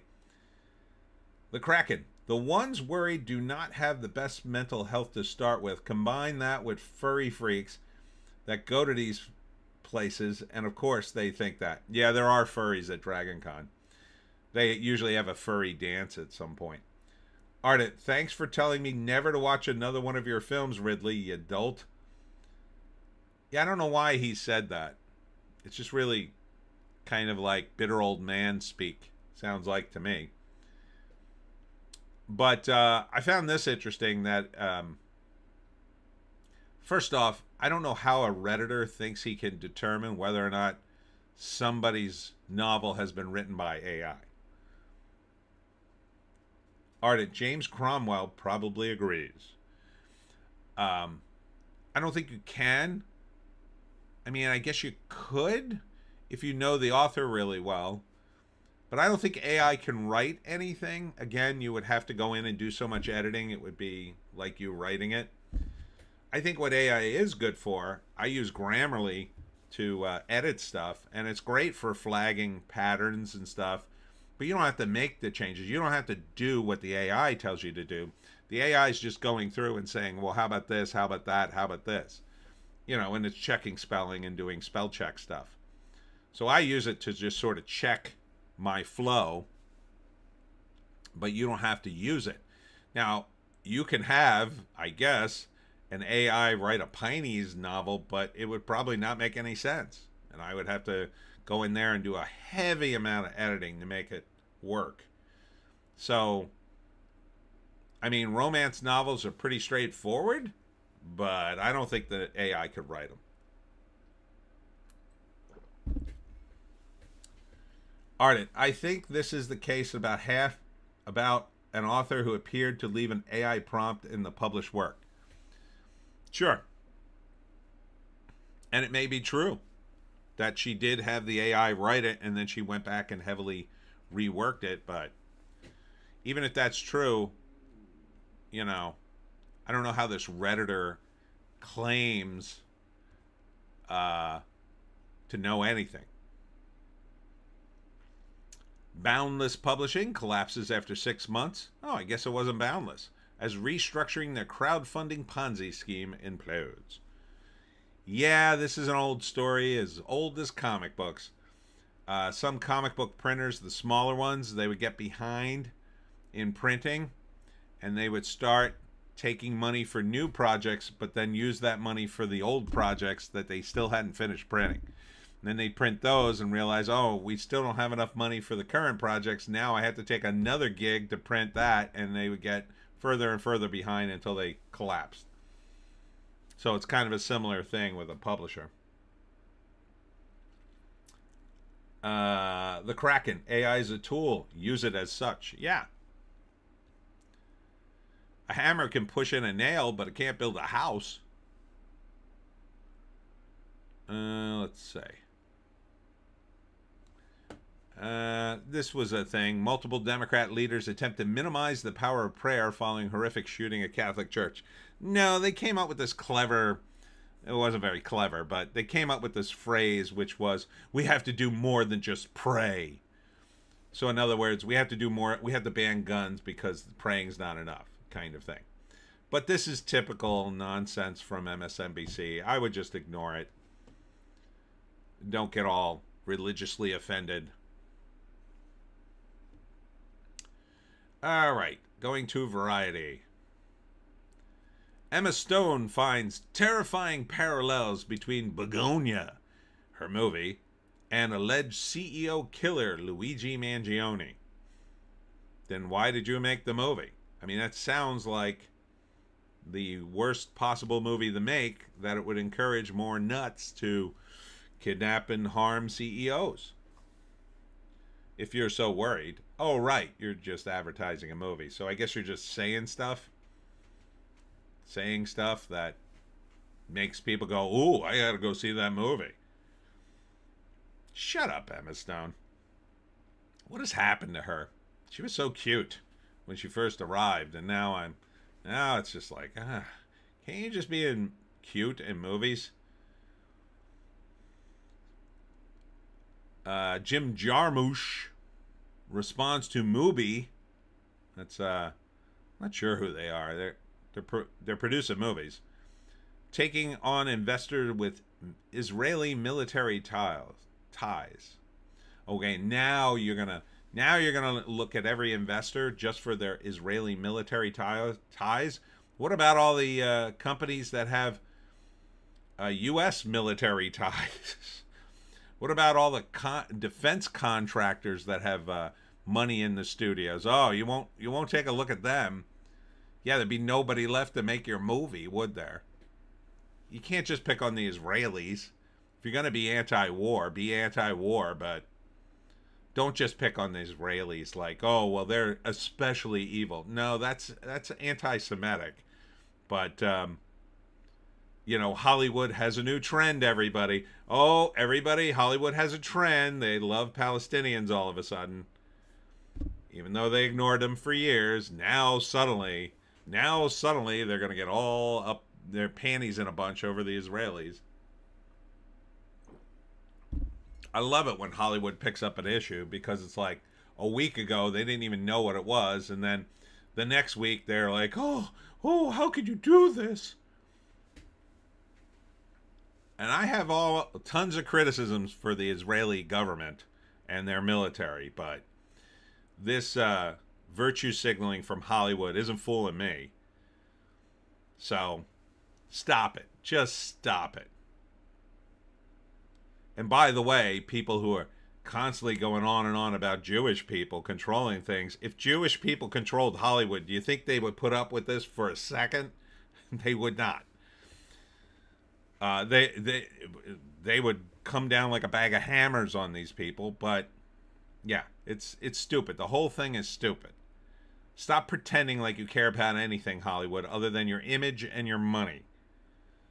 Make movies. Stop getting involved in politics, damn it. It's a disaster. How many disasters do you need to befall you? You just had the worst holiday season, Labor Day holiday season in box office history. Oh no, but let's get more involved in politics. Idiots. Speaking of, huge Gaza protest marches towards Venice Film Festival as thousands attend rally. Why are you even covering this?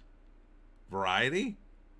Shut these people down and ignore them. Stop giving them attention. And look, they're allowed to protest. I don't care. And again, I'm not a big fan of what's going on over there, but to protest a film festival is woke-tarded in the extreme. So, okay, all of Hollywood agrees with you and collapses like a house of cards, just about. But you're going to protest them? Why don't you go protest military installations? Why don't you go protest in Washington?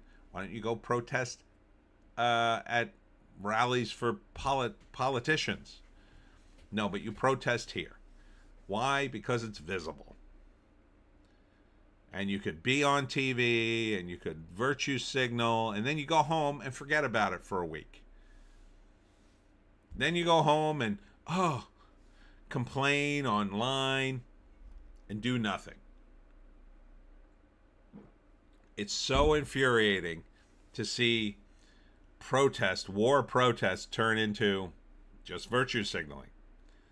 It makes you think maybe that's all it ever was, but I mean, there were people back in the Vietnam era who tore up their draft cards and wouldn't go to the draft and could be arrested. That was at least something.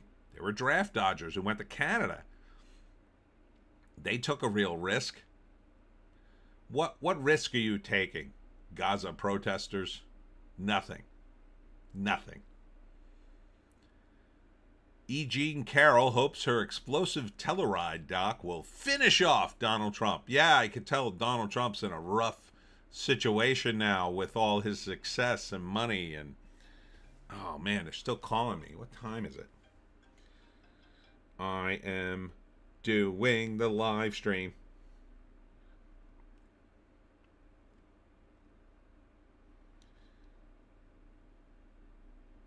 Still doing the live stream. This is what happens. I do a live stream and everybody wants to talk to me. I sit here for hours and hours and hours. You know, sometimes I want to talk to people and no one's home.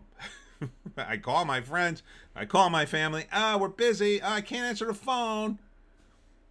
Get on the live stream. Oh, everybody wants to talk to me. Unbelievable. Anyhow, E. Jean Carroll, I think she's a nut, an absolute nut. If anybody is off her nut, it's E. Jean Carroll, in my opinion. This is another person I think they propped up just to hurt Trump.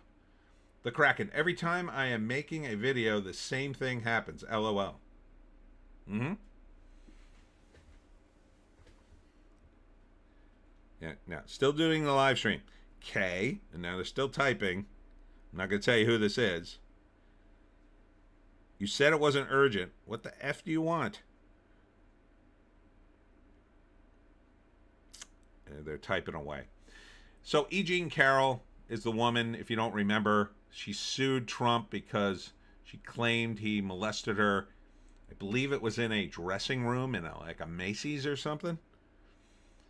Like, it doesn't even make any sense to me. Donald Trump's a billionaire. Why the hell would he even be in a department store? I barely set foot in a department store, and I don't have any money. If I was a billionaire, you're damn straight I would never set foot in a regular store. Never.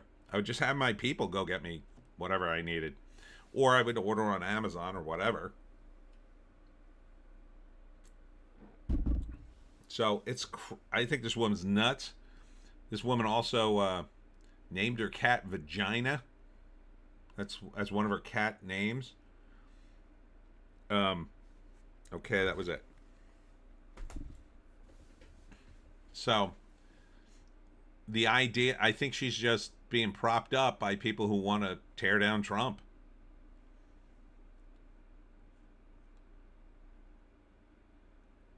The Kraken, he has a tailor. He doesn't buy off the rack anyways. Yeah. Why would he even be in the store? I don't understand.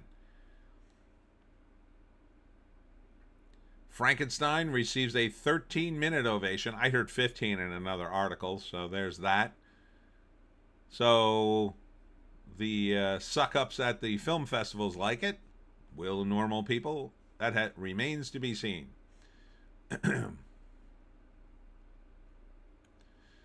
Let's see.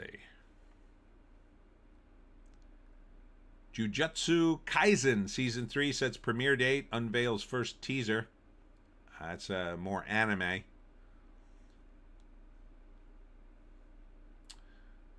Amanda Seyfried on the Testament of Ann Lee and singing on screen for the first time since Mamma Mia 2. Ugh. I had to release my S. Pass. I don't want to see singing. She's hot, though. I'll say that. If she sings in a bikini, I'll watch it. Let's see.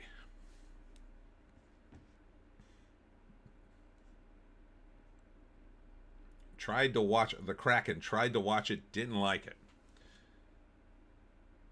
That anime you just mentioned. Oh, okay. Yeah, when anime's bad, it's really bad. Primitive War review. The Real Jurassic Rebirth. Yeah, this movie looks cool. So this is dinosaurs, but the idea is it's set in Vietnam. And a group of Vietnam soldiers stumble upon a valley of dinosaurs, basically. So that sounds cool. People are liking it. Yeah, you see, here's 14 minutes standing O for Frankenstein. Hollywood Review. or Hollywood Reporter.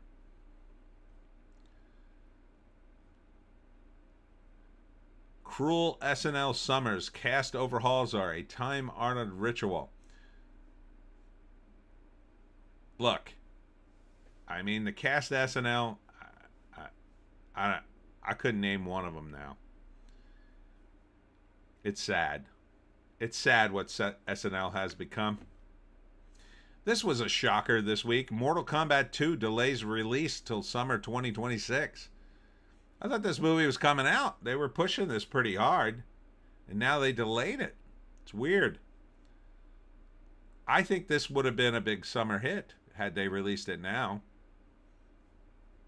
I mean, definitely would have hit. I mean, imagine if they released it this weekend. I think it would have done well. What would it have been up against? Nothing. Caught Stealing, that's not really up. That's not the same. The Roses, forget it. The Toxic Avenger, maybe there's some overlap there, but who cares? Hardly anybody went to see the Toxic Avenger. I think he could have done well with that, but next year, I guess. The Toxic Avenger filmmaker Macon Blair rejects 2024's unreleasable report, talks cathartic phone calls with Jeremy Saulnier. So last year, they made this in 2023, and last year, I think they announced that this movie was unreleasable and wouldn't see the light of day, but now it's been released. So, I mean, that doesn't sound good. Star Wars, Starfighter, anybody care? Amy Adams, Aaron Pierre joined cast. It's got Ryan Gosling in it. I so don't give a S about Star Wars. I don't know why they keep making them.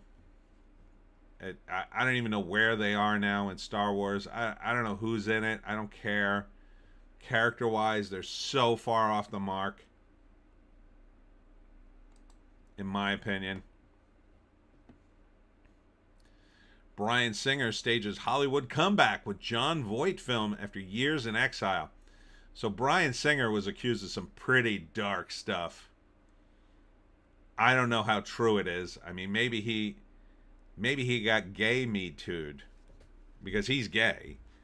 And so the stuff that came out, pretty dark. I don't know if there was any truth to it. Now, like, when it first came out, I thought, oh, man, that's awful. But now I'm thinking, like, it could have all been BS. Some of this Me Too stuff was complete BS. It's just people trying to make bank. Really. When you get right down to it, it's just desperate people who maybe are sex workers saying, I'll sue this guy. Maybe he'll just pay me off.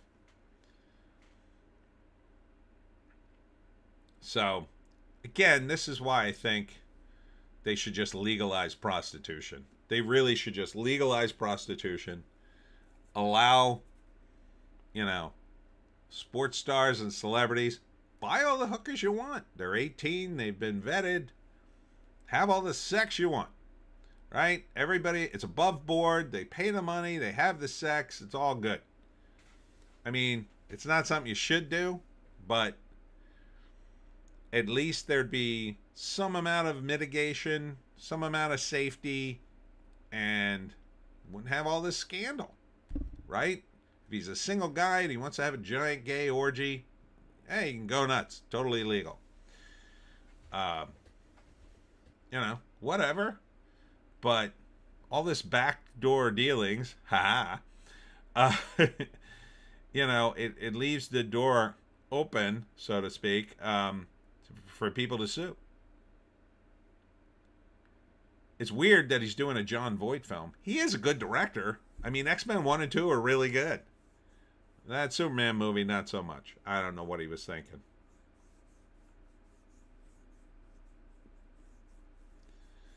Why Christian literature still matters and why so few understand it. I think the problem with Christian stuff is most people, when they hear, oh, it's Christian, it's just going to have something to do with God or religion and the Bible, and it's just going to be boring. Some of it's epic, but a lot of it's just going to be boring. When you have bad, let's say,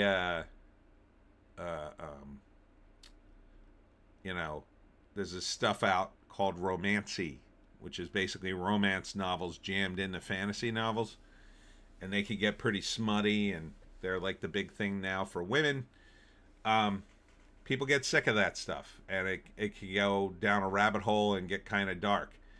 With Christian stuff, I don't think it gets dark. I think it just gets too preachy. I mean, I haven't read a ton of it, but enough of it to go, not for me.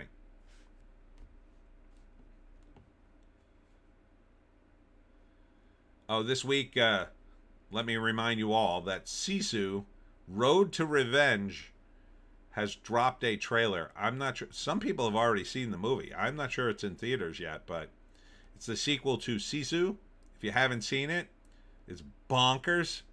It's awesome. I love that movie, and I can't wait to see the sequel. It's made by the same guys, stars the same guy, and it has the additional new villain, Stephen Lang.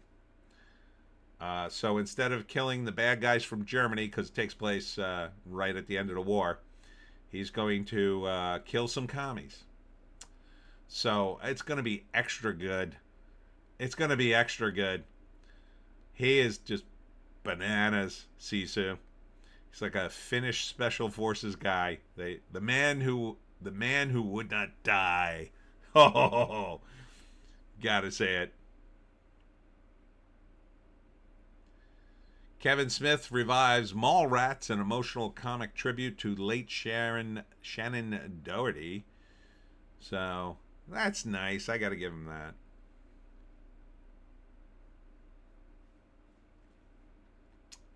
What else? So Snoop Dogg initially slammed Disney's Lightyears for having the lesbian relationship in the movie. It was just sort of blatantly there. And now he's finally caved. Snoop Dogg has caved to the wokies. Which, to I say, go ahead, Snoop Dogg. See if they forgive you. He's a guy whose fall I don't mind at all. He's sort of squeezed every dollar out of everything you could possibly think of. I'm kind of sick of seeing him. Maybe it's time to retire, or at least go off screen for a while. So if this doesn't destroy his career, nothing will. Deadline.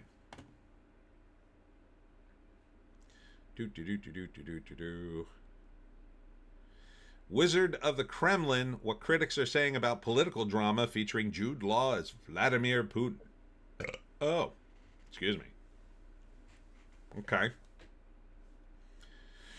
It's about Vladimir Putin's ascent to power in the 1990s. He does kind of look like him. He looks a little too small to be Putin, though, doesn't he? Isn't Putin like a big guy? Pretty sure he is.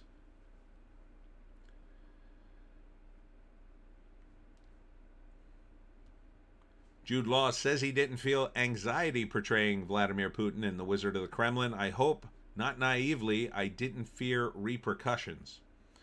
What's he going to do? Assassinate an actor in the West because he doesn't like the movie? Doesn't make any sense. James Gunn confirms he's still working on Viola Davis-led Amanda Waller series. Some things have moved faster than others. I say don't do this. Amanda Waller is not a character that needs her own show. Now, if you want to do a Suicide TV show, a Suicide Squad TV show, that would be fun. I could see that, and then have Amanda Waller in it because that's her. I mean, that's the show you do. You don't do a show called Amanda Waller. You do a show called Suicide Squad. If you can't get the rights to Suicide Squad because it's tied up in the movie or something, I mean, call it something else. But Don't call it Waller. That's what that was the name of the show. Nobody remember, and nobody wants an Amanda Waller TV show. Call it anything else.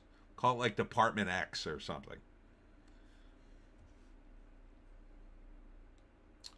Ballad of a Small Player review. Colin Farrell, unforgettable as a con man in Edgar Berger's dizzying and dazzling fever dream of a movie. It looks okay. I mean, Colin is really good. I mean, he's just such a good actor. But it's starting to stretch him thin, but we'll see.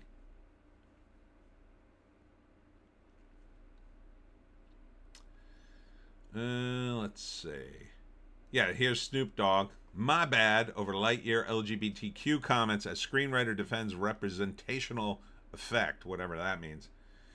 So yeah, you shouldn't have apologized, Snoop. They're gonna rake you over the coals. Okay, so Doomsday. So a teaser dropped on Doomsday, but it was at D23, so you can't see it. There's audio of it if you want to go to Cosmic Book News, but somebody had a picture of the Doomsday poster. See if I can find it. Here it is. Now, it's hard to see, I know, but I can't zoom in. So Robert Downey Jr. is over here as Doom. He doesn't have a mask on. That's number one. Number two is the lineup here looks pretty grim. So you do have Thor and Loki. So they are popular still and big. Right up front, you've got Pedro Pascal as Reed Richards. Dumb move, Disney. Super dumb move. There's no actual Captain America here, I don't think. But they do have Wyatt Russell's Captain America. And then behind him is Black Captain America and Bucky. Over here is Fraser Crane, the Beast, Kelsey Grammer, and then back here is Michael Fassbender as Magneto. So like the X-Men are in the mix. You got Sue Storm in the background. A bunch of the Thunderbolts are in it, as if they matter. So it's a weird poster. So what's missing on this poster? Let me test you, Marvel fans. Who's missing off the poster for Doomsday? It's a Marvel comic universe where basically it's the Marvel universe against Doom. Who's missing on this poster? If this was a comic book, who would you immediately say, hey, where is blank? I'll give you a minute because I know you got to catch up because of the lag. So instantly, I think you know the first person. The first person to be on this has to be who? Joan? Even Joan knows it. Joan's behind me somewhere. While you guys think, I'm going to get another drink. I'll be right back.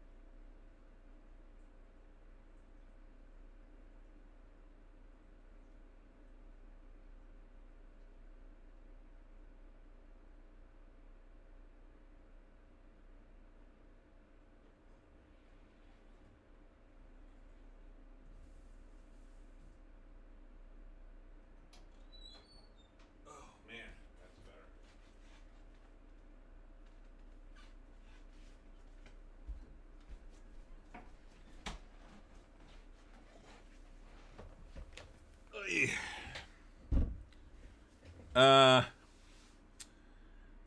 the Kraken. I can't see clearly, but maybe Spider-Man, Hulk. I guess I'm the only one here. Yeah, I don't know what happened to Arden. He might be getting a smoke. Um, yes, Spider-Man, Hulk, definitely. They would totally be up front, 100%. Namor, probably if it was a comic, would be in the mix, but Namor's they kind of botched him in the MCU. But in the MCU, definitely Spider-Man and Hulk, probably Black Panther, but again, they sort of screwed that up.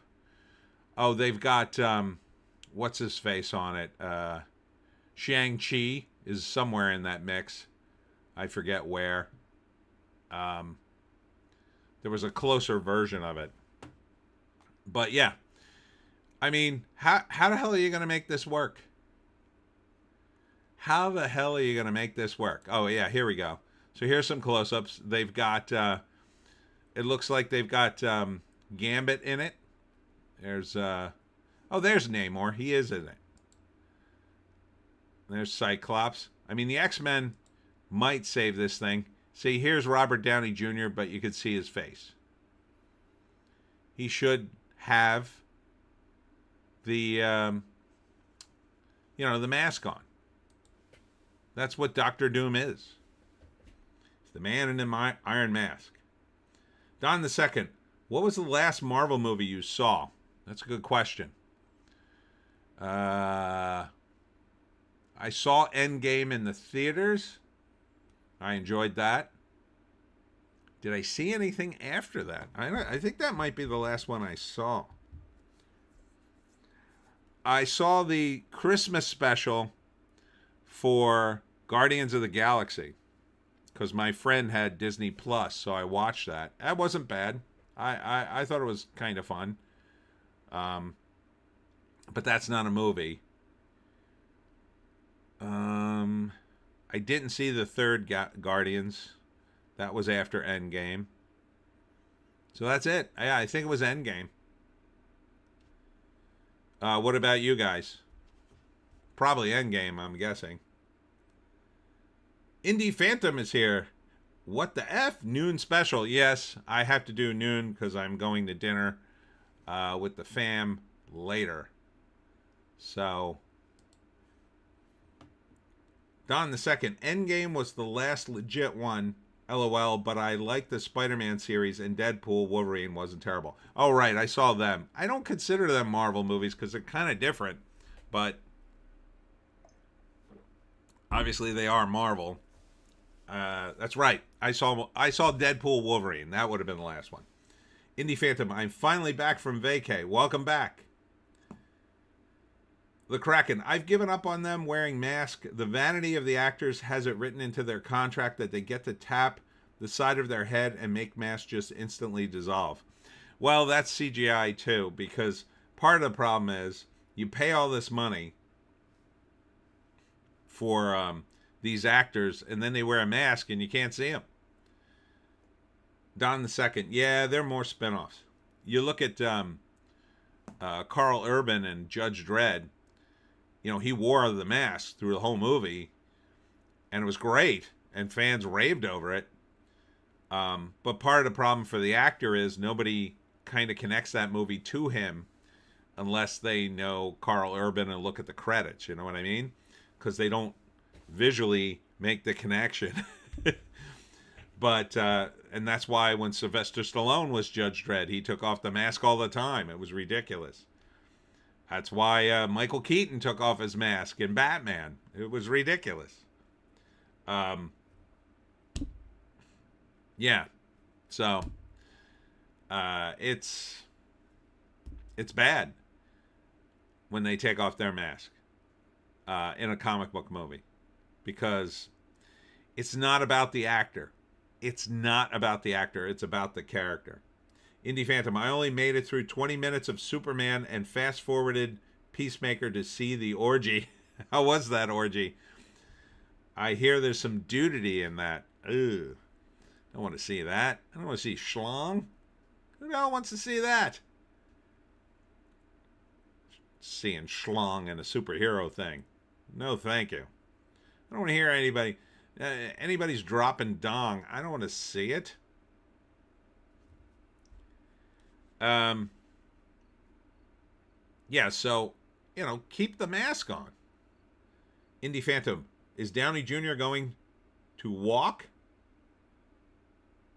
Is he going to walk? Is he crippled? The Kraken, right in the middle of a massive battle, they land, face the enemy, and take their mask helmets off so we can see them. It's cringe. I hate it. I know. Don the Second, I still haven't seen the new Superman. It's okay.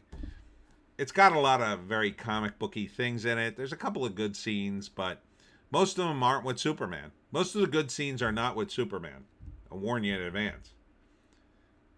Don the Second, boobies only. Yeah, everybody loves boobies.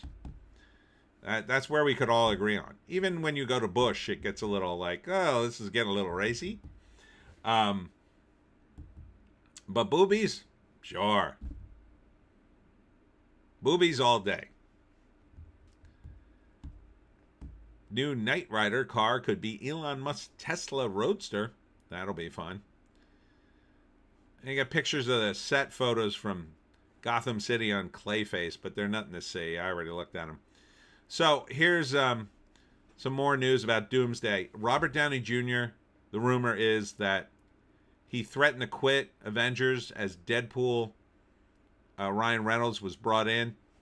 Doomcock has dispelled these rumors, said it's total BS. They haven't been on the set together. Indie Phantom. The orgy was too schlongy and looked too much like what a non-glamorous orgy would be. Ew. Don the Second. Ha ha ha. Yeah, you don't want a non-glamorous orgy ever unless you're doing comedy. Like, they had an orgy scene. It was very funny in It's Always Sunny in Philadelphia. Now, they didn't show anything, but the premise of the episode was Dennis decided he wanted to, he wanted to be part of, like, orgies and swinging and stuff. And Danny DeVito's character said, oh, yeah, I go to orgies all the time. So he takes him to this, swinger place that he used to go to, but he's much older than Dennis. And so they get there, and the guy answers the door. And he's fat, and he's sweaty, and he's in a bathrobe, and he goes, what's the password? And Danny DeVito goes, orgy. And so they let them in, and everybody at the orgy is fat and old. And Danny DeVito's eating the food because the food's really good, and he's like, yeah, isn't this great? And he's like, no, it's not great. I don't want to have sex with any of these people. It's funny. Indie Phantom, I heard Downey might quit Avengers. It could have been an actual gun crew orgy. Ugh. Yeah, I think it's a rumor. I mean, Doomcock saying it's just a rumor. That they said, the rumor was Ryan Reynolds is being brought in as Deadpool to save this clunker. And that there was a fight. Now, there was a fight. This is the second headline. Two of the Thunderbolts got into a shouting match. It was David Arbor and Wyatt Russell. This is Red Guardian and the other USA agent. I think he's the low-rent Captain America. They got into an argument on the set, but apparently they quashed the beef on the set, and that was it. And it may even have been exaggerated from that. But according to Doomcock's sources, and he's pretty good, Ryan Reynolds hasn't even been on the set. So the argument between allegedly Downey and Ryan Reynolds, probably not true. It's possible because Ryan Reynolds in the MCU is a big player, and Robert Downey Jr. was a big player. And now he's making a comeback, and Ryan Reynolds is kind of on top. Now, here's where it gets interesting. The other rumor is, and it's not so much a rumor, I think this is more grounded in reality, the writers from Deadpool and Wolverine have been brought on to Doomsday to fix the movie. Indie Phantom. The worst rumor is them having an incomplete freaking script. That I don't think is a rumor. I think they were trying to scrapbox this again, or scrapbook this thing again, meaning they're shooting a bunch of scenes that are cool, and then somehow they're going to cobble them together and make a movie. You can't do it. You can't do it, movies this way. This is how you get Thunderbolts. This is how you get a movie that, okay, that makes sense, but it's not a great movie. So that's how you get an okay movie.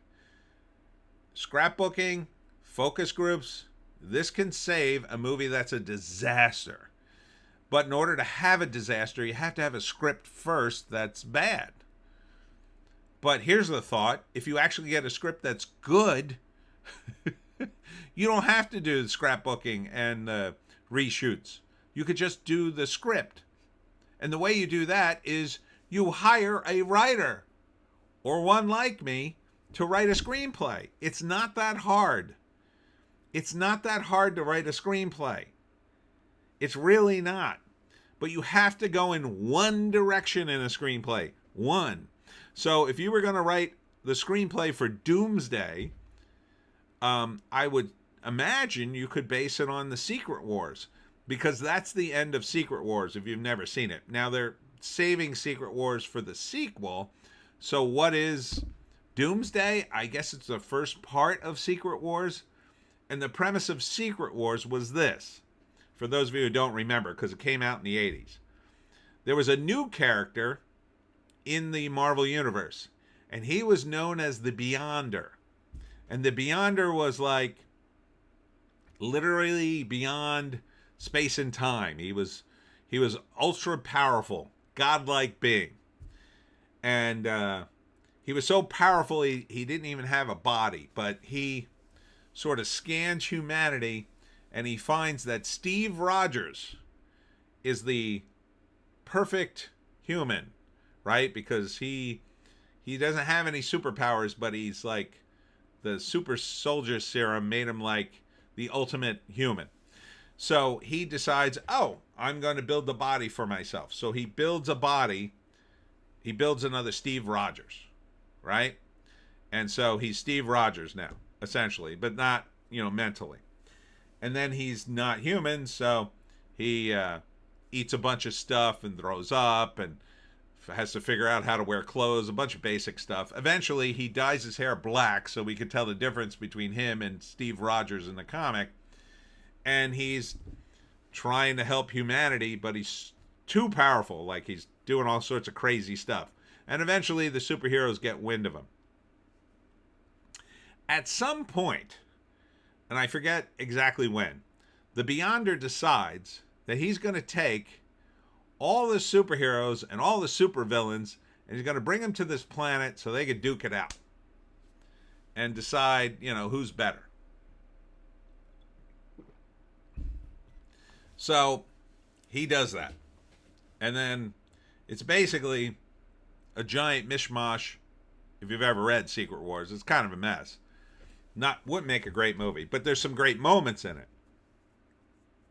And so the superheroes are fighting the supervillains, and then they had a lot of crazy ideas. They have a great scene when the Hulk has to hold up a mountain range to save everybody, and in order to make them stronger, they have to keep making them madder. So they just yell insults at the Hulk so he can keep lifting the mountain range. It's pretty funny. And then it's also I think it's issue 7, where Peter Parker stumbles upon a machine that makes him an alien Spider-Man outfit, which turns out to be Venom. It turns out to be alive. He doesn't know that at the time. And then later they turn that suit into Venom. Anyhow, the climax of the whole thing is when Doctor Doom gets the Beyonder's power. So Doctor Doom, I forget how he does it, but at the last issue of the Secret Wars, he gets the Beyonder's power. And he kills everybody. Right? He kills everybody. He's like, ha! Now, initially, the rumor was that Jim Shooter was the head of Marvel Comics at this time. The initial thinking was that Shooter wanted to restart the Marvel Universe by literally killing everybody and then starting over with new characters, and that was going to be the new universe, which Marvel eventually launched, but not like this. So they said, no, you can't kill off all our characters. He said, okay, I'll bring them all back. So that what happens in the story is Doctor Doom has killed everybody, but in the back of his mind, he's lost so many times to the superheroes, he starts to think about Reed Richards somehow miraculously surviving and then building a machine to revive everybody back to life, and now they're coming for him. And because Doom is so powerful, everything he thinks happens, and he can't get it out of his mind. So when he thinks it, Indy Phantom, the suit Venom idea was good. Yeah. So when he thinks it, it actually happens. So the superheroes come back, and he kills them again. But he can't get out of his mind that they'll somehow keep surviving, and they'll eventually defeat him. And so it was a great bit. And so eventually the superheroes win. I guess they depower Doom because they don't kill him. I think he also imagines that Reed Richards figures out a way to draw out the Beyonder's power from Doctor Doom, and then he's back to normal, and then all is well in the Marvel Universe. So I don't know how you would make that even into a movie. It was a big, convoluted mess. It only worked if you followed the comics like I did at the time. And you have a lot of characters missing, so you can't even do the Hulk scene. So I don't know what you're going to do for the first half of the movie.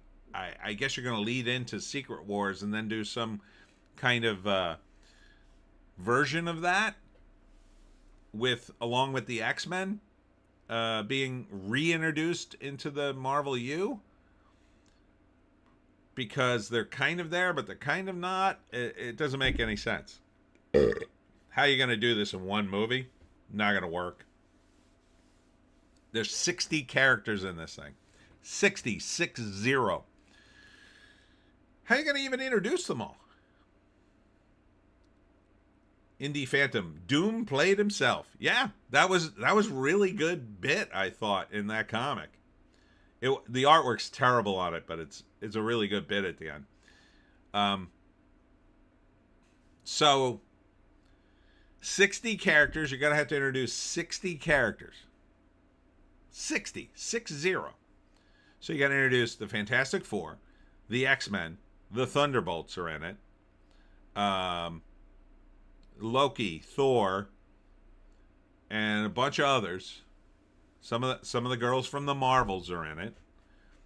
All these people you're going to have to introduce. 60. That means each character gets about 2 minutes. If they're lucky,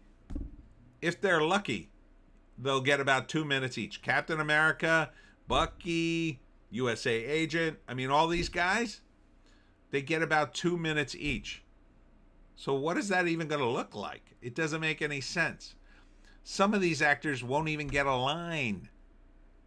And you're going to scrapbook this? You can't. You needed a very, I don't know, and you got to introduce Doom. Like, when Secret Wars happened, I already knew who Doctor Doom was. He had been in the comics for decades. He had been a longtime foe of the Fantastic Four. He's not even introduced to the normies. You have to reintroduce him. You have to explain why he looks like Iron Man. How the hell are you going to do it? Indy Phantom, I want this one to come in under budget and under 90 minutes. It has to be 60. They already announced it. I mean, unless they're going to cut people out of it. Look at the... Oh, you didn't see the poster. You weren't here. I don't know if you could say it. I'll click it up. There is... This is the poster for it. It's hard to see, I know. Doom is on the right. The characters on the left. 1, 2, 3, 4, 5, 6, 7, 8, 9, 10, 11, 12, 13, 14, 15, 16, I'm going to say 17, 18 on the poster. But they announced 60. Including some of the side characters like Monica Rambeau. Well, she's in the Marvels. She's in it. But, like, her mom's in it and a couple other, like, side characters. But then there's characters that are not in it. Spider-Man isn't on the poster. Hulk is not on the poster. Namor's in it. You know, Jane Foster's dead, but, you know, what about Herbie? What about, I don't know, some of the side characters? Loki had a big, stupid character arc with 1 million characters in his dumb Disney Plus show. The Guardians of the Galaxy aren't even in it.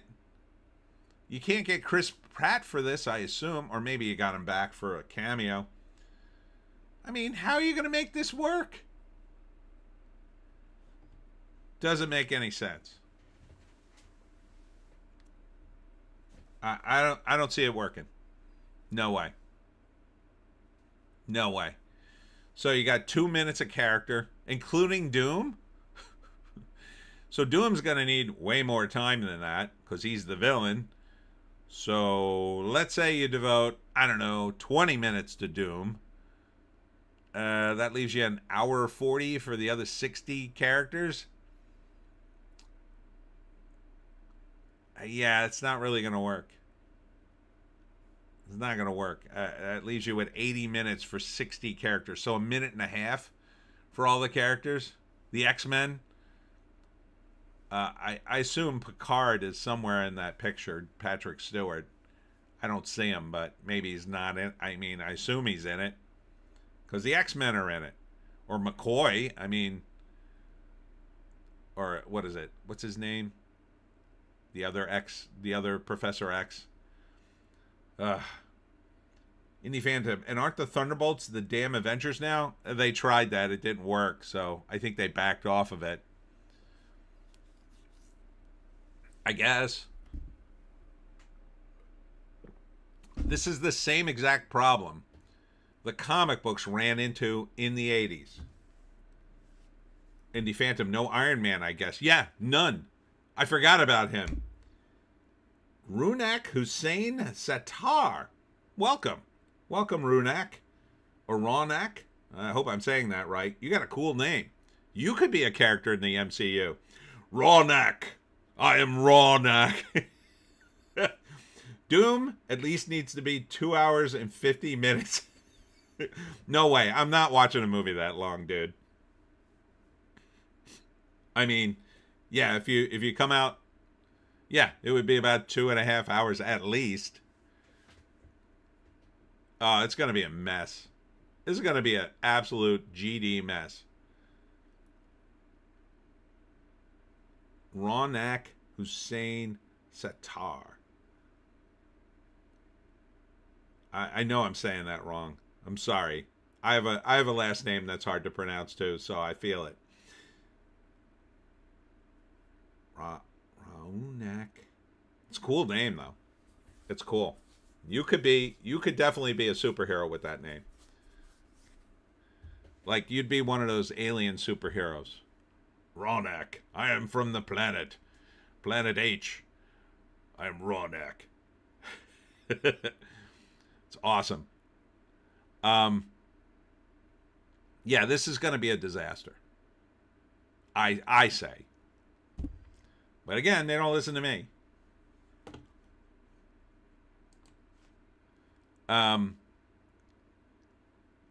You know, no one's in charge. I mean, the Russo brothers are directing this thing, but imagine directing 60 actors. You know, you have an actor like Robert Downey Jr. on set. You got to kind of listen to him. He's being paid millions to be in this thing. He wants it to be a hit. He had input before. Indie Phantom Doomsday is a prophetic title. Yes. So, I don't know what he was thinking. If he had come back as Iron Man, oh, it would have been great. Part of the problem is, who do you get to be Doom then?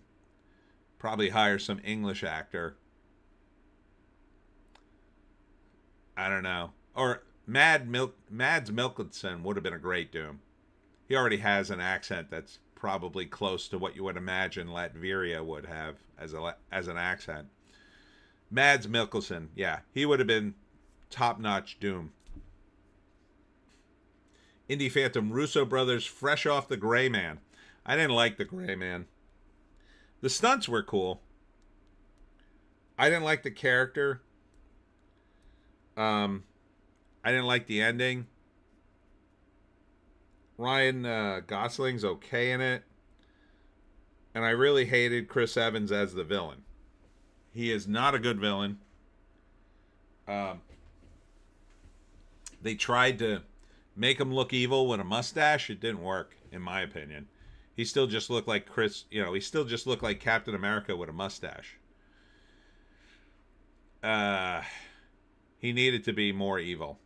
And he's just not, he was a little too cheery, too. Indie Phantom, what about Dustin Hoffman as Doom? Dustin Hoffman? He's kind of old. I don't know. He's not very evil. Are you joking? Dustin Hoffman? Wow, that's a weird casting call. Wow. How about Christopher Walken? Avengers, I don't know why you're here. I am Dr. Doom, and this is my castle. I have this watch. You see, I saved Mr. Fantastic by putting it up my butt. Thank you. That was Christopher Walken as Dr. Doom. I don't know how you make Dr. Doom even work without being Indie Phantom. I was being sarcastic about Gray Man. Being sarcastic about Gray Man? You're telling me you weren't being sarcastic about Dustin Hoffman? I don't know. Dustin Hoffman is not very evil in my view. Doomcock as Doom. Indie Phantom. Yeah, I mean it's a role he was born to play, but they would never hire him. That would be pretty funny, actually. That would be a wild move that current day Hollywood couldn't possibly pull together. Excuse me. They hate Doomcock. They hate him after his takedown of She-Hulk and various other things. It would be the move of the century. Oh, I would love it. Don't get me wrong. Doomcock as Doom, that would be friggin' spectacular. I'd be like, what the hell, man? This came out of nowhere. Is Hollywood cool again? That would be the headline. They'll never do it. They'll never do it. There's way too much money. And again, way too many corporate guys with their hands in the fingers, hands in the bowl, doing stuff. Like, if you ask a creative one thing about Doomsday, like, what do you think of Robert Downey Jr. playing Dr. Doom?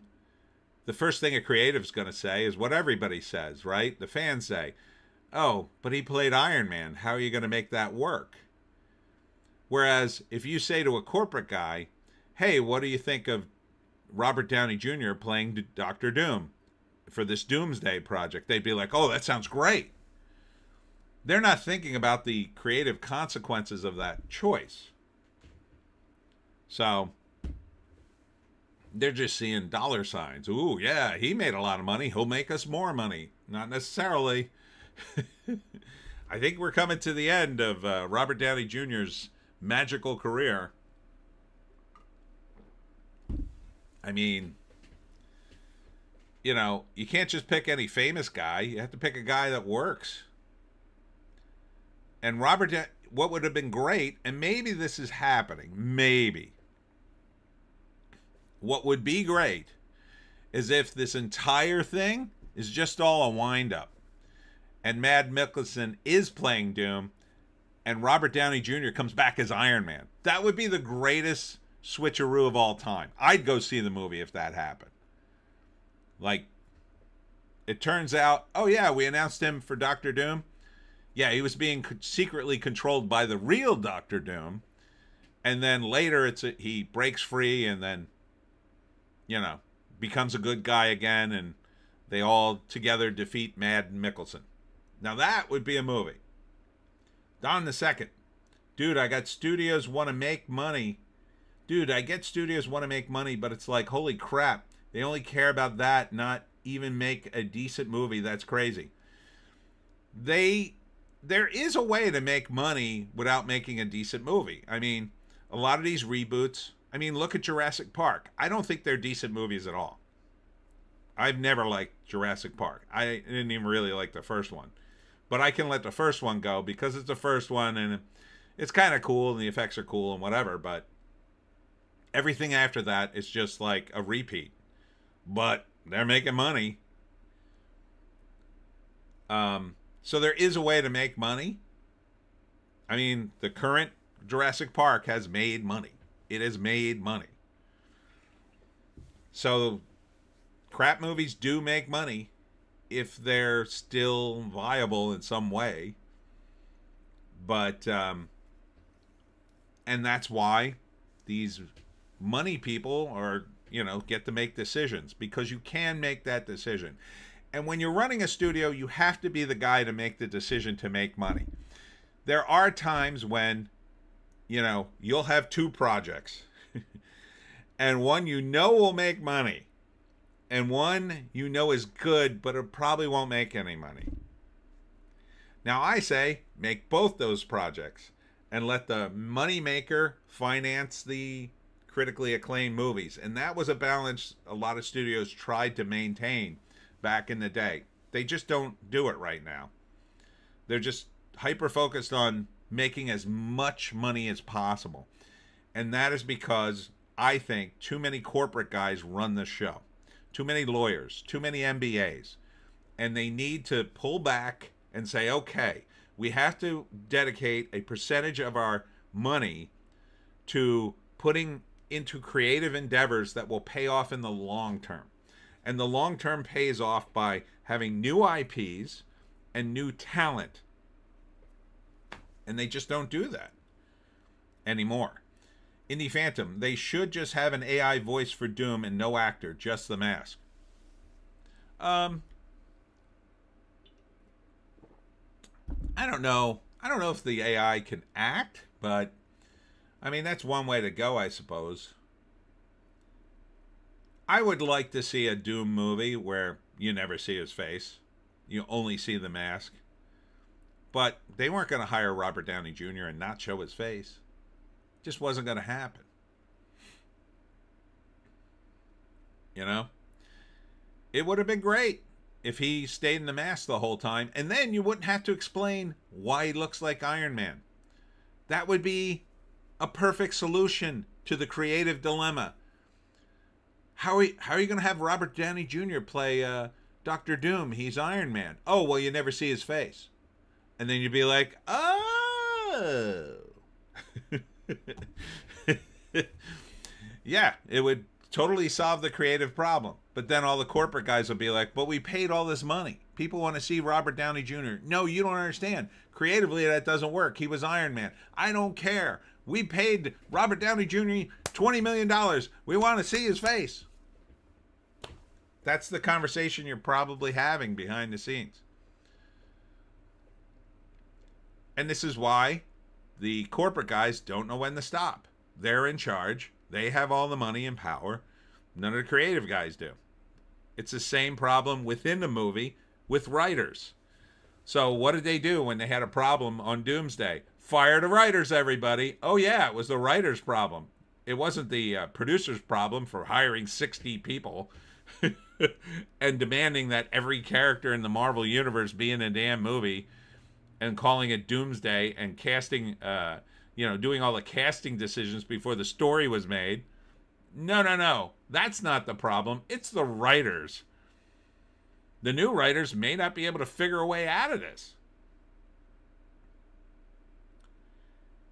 Indie Phantom. So they are for sure showing his face. Well, they show it in the poster. I mean, somebody's got a close-up of the poster, and you could see that he is not wearing a mask. He's got like stuff on his face, but he's not wearing a mask. And look at the armor. He's got the 2 circles on it, like Thor. He's got the face of his mask on his chest.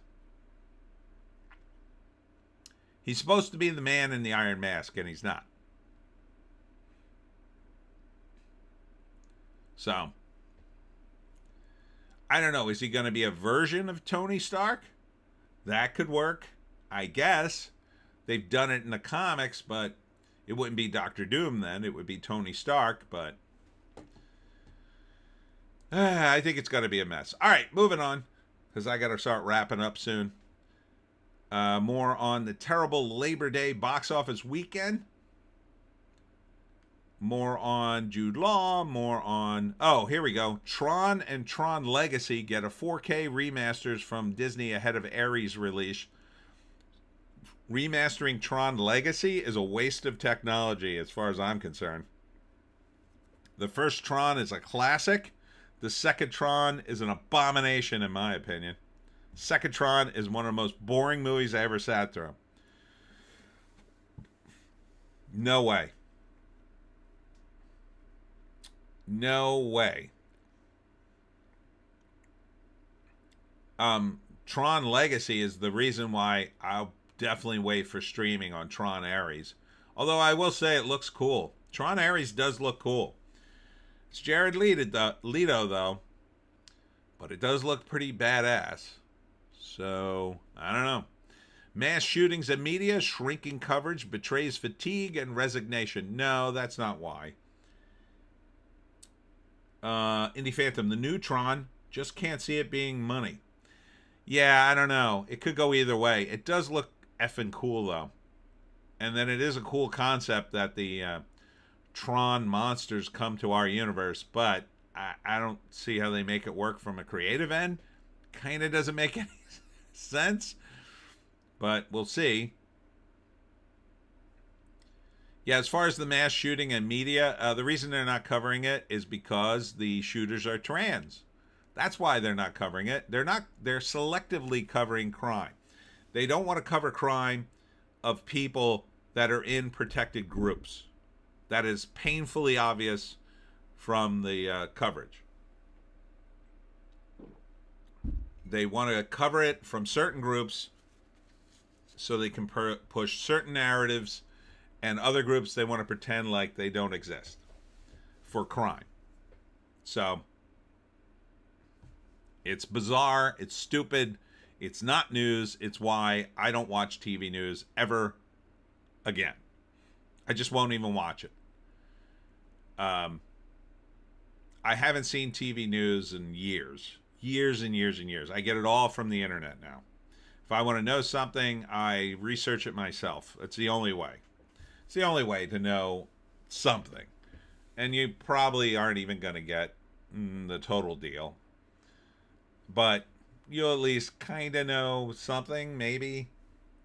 But, you know, when it comes to mass shootings and the trans stuff, you know, you can rely that the mainstream media is going to hide it for now until the Overton window is shifting. Everything's going to flip, and they will eventually come out with a new narrative about trans people and how, they got taken down a road by pharmaceutical companies and they're all bad now, and now we're going after them.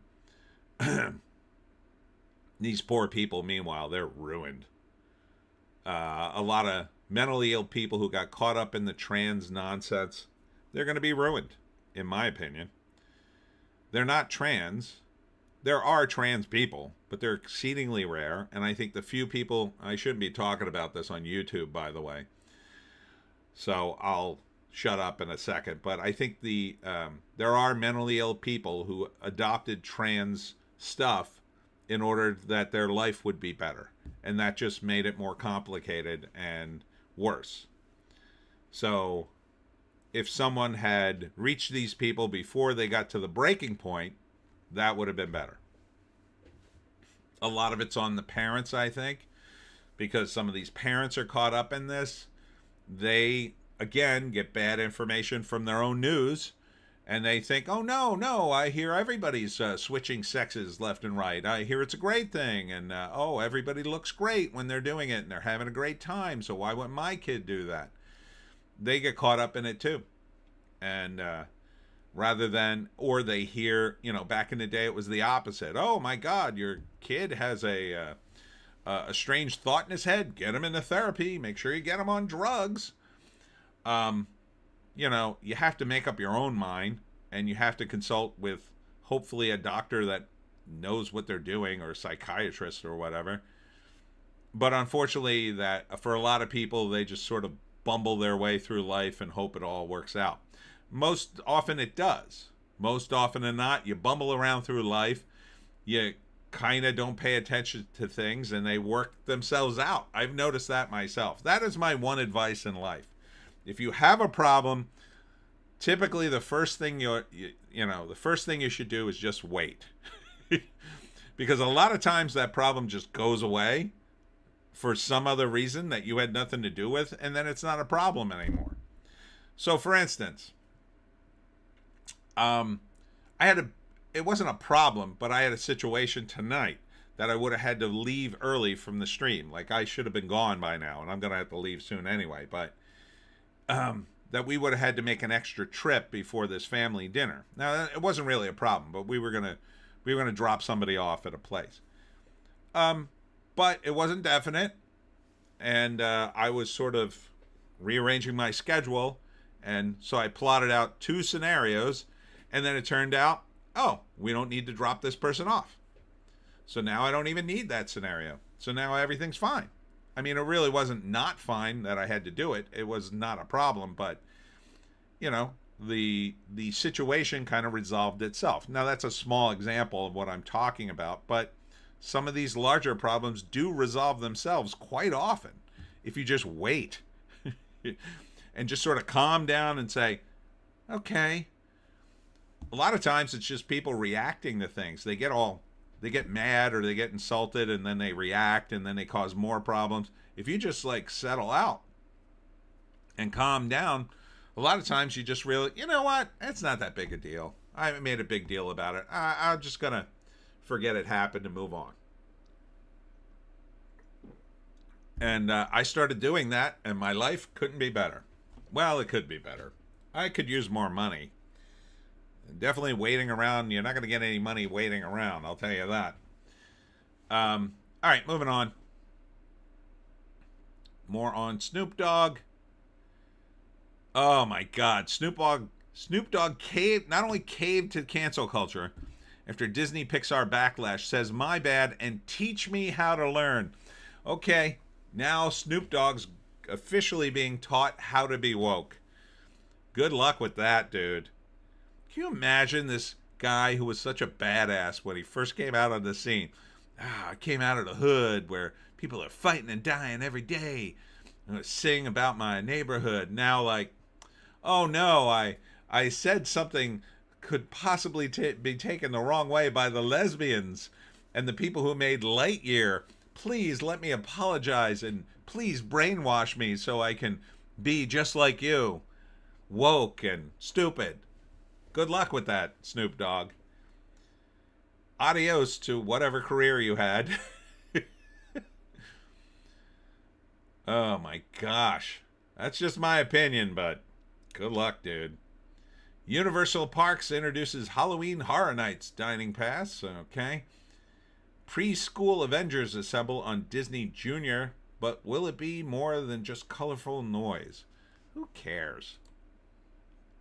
That's preschool Avengers, everyone. Well, at least they're all there. Oh my God, they got Black Captain America. Where's regular Captain America? And they have, oh God, Ms. Marvel is in it. Of course Ms. Marvel's in it. Because Ms. Marvel, didn't you know, is the most important character to the Marvel Universe. Oh yeah, she was one of the original ones, according to the rewritten history of Marvel.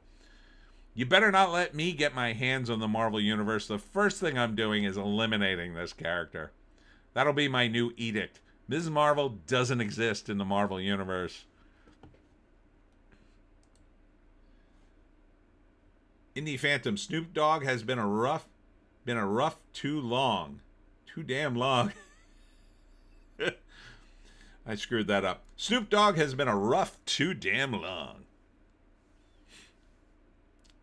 Dave Bautista may join Henry Cavill in Amazon's Highlander reboot. I don't know why. His days of being the Kurgan are behind him, I think. He's not jacked up anymore. He's all deflated. Please don't tell me he's going to play the Sean Connery role. Oh my God, that would be a disaster. That would be a disaster. No, it's the Kurgan. Kurgan. Clancy Brown was great in it. I don't know. He's not jacked up anymore. When he was jacked, I could say it. Maybe he'll get rejacked for it, I guess. I never thought he was a great actor. I mean, over at Breitbart, Trump slams crazy Pritzker after another weekend of Chicago violence. He better straighten it out fast or we're coming. Can you imagine? You're the governor of Illinois. You also got the mayor of Chicago. Crime is completely out of control. The city's massively corrupt. The president of the United States offers to send the National Guard in to at least quiet the streets for a while and clean, arrest some people. And you say no. Not only do you say no, we'll fight you to the bitter end for our criminals. No, please don't take away our wonderful crime. Oh my God, if you come here, there won't be people shot on the street every day. What will we do? There'll be people living their lives in safety, you monster. You monster. Get bent. Everybody in Chicago and Illinois' government ought to be fired and probably investigated for their massive corruption. That's what Trump should do. He should send the FBI in there to go after these guys. Investigate the hell out of them. I don't know how you're going to fix Chicago. What a mess. Let's see. Netflix, The Truth About Jussie Smollett sits on a throne of lies. Well, what a shock. Indie Phantom laughs. Megyn Kelly blasts nasty Hollywood snob Blake Lively for subpoenaing her. So she has to be subpoenaed for that lawsuit, that never-ending lawsuit between her and Justin Baldoni over the book movie they made. Indie Phantom, Chicago is safer under Capone. Yeah. The mafia had at least a code. But really, though, it was Capone that unraveled the city and corrupted it to the point that it is. Now it's just so bad. Prior to Capone, I mean, I don't know. Probably was okay. Rosie O'Donnell fantasizes about Trump dying in a trans school shooter rant. Says Catholic killer was a MAGA person. That's completely wrong. He was not. He sounds like he was very mentally ill. Neil Young releases song protesting Trump's crime crackdown. So Neil Young consistently disappointing me. Oops. Another guy, I just can't even believe how far he's gone in the wrong direction. Oh, this was bizarre. Eric Idle, 82. Now, Eric, the rumor is he has to go back to work because he's broke. If you can imagine one of the guys in Monty Python being broke. But he's asked his daughter 35 which Monty Python jokes are offensive to modern audiences. So now he's going back on tour, and his daughter, with her tattoos, is like his editor. And of course, they use the clip from Monty Python's The Life of Brian, where Eric Idle wants to be known as Loretta, which is a hilarious bit. So it's a shame that Eric Idle has to go back on tour for money at 82. He should be enjoying his life, but I guess he ran out of money. I hear he was living quite the life, though, in the Hollywood Hills, so, you know, maybe it was just all the high-end living. I don't know. I guess he's keeping it in the family, but it sounds like she's woke. It's a shame. Oh, yeah, I think that's about it here, and that's about it there. Did I forget something? I think that's it. Well, let's see what Eric Idle's worth. And a celebrity... now, this will probably be wrong if he is broke. Eric Idle. Net worth. $10 million. That's kind of low for a celebrity. But you think maybe he could downsize, right? If he is worth that much, maybe he could downsize and retire, right?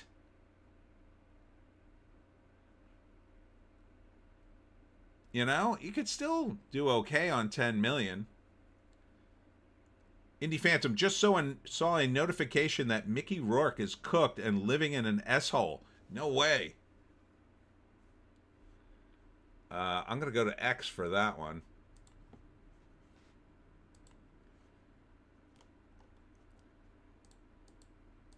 I don't know if I told you guys, but... Oh, here, this is it.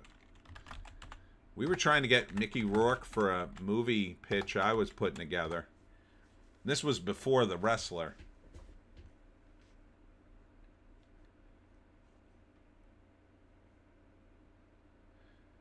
Here it is. Disheveled Mickey Rourke, 72, spotted in rare outing after scandal in shocking new photos. Wow, he looks terrible. But he is 72.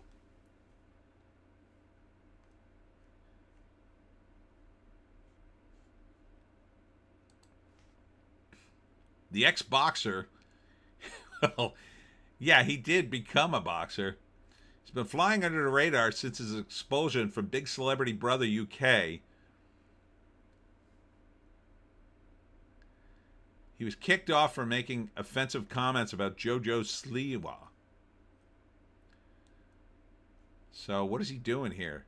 He's getting takeout food and going right back in.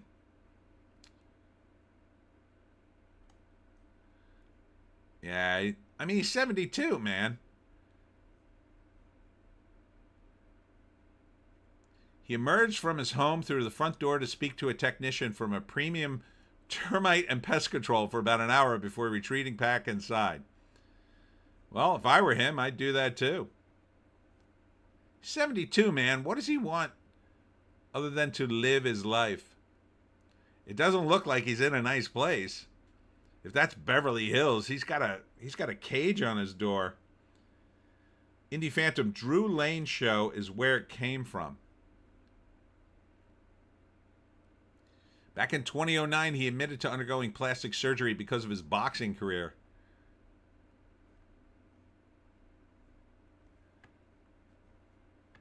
Jesus, he looks terrible in these photos.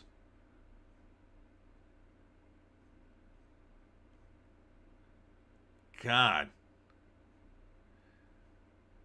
Must have really messed up his face. Is he wearing a wig in these photos? It has to be.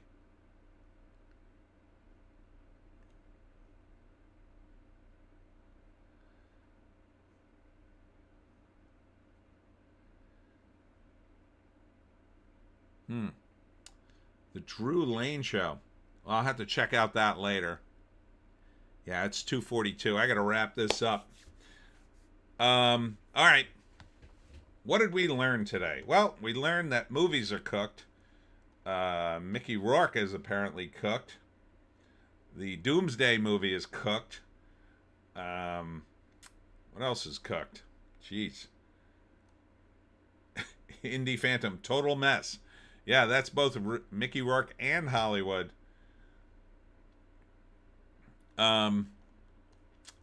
We learned that my lunch was okay. The pickles were spectacular. That's my girlfriend's homemade pickles. But my sandwich was subpar because I had to use Alessio's bun. It was all right. Not great.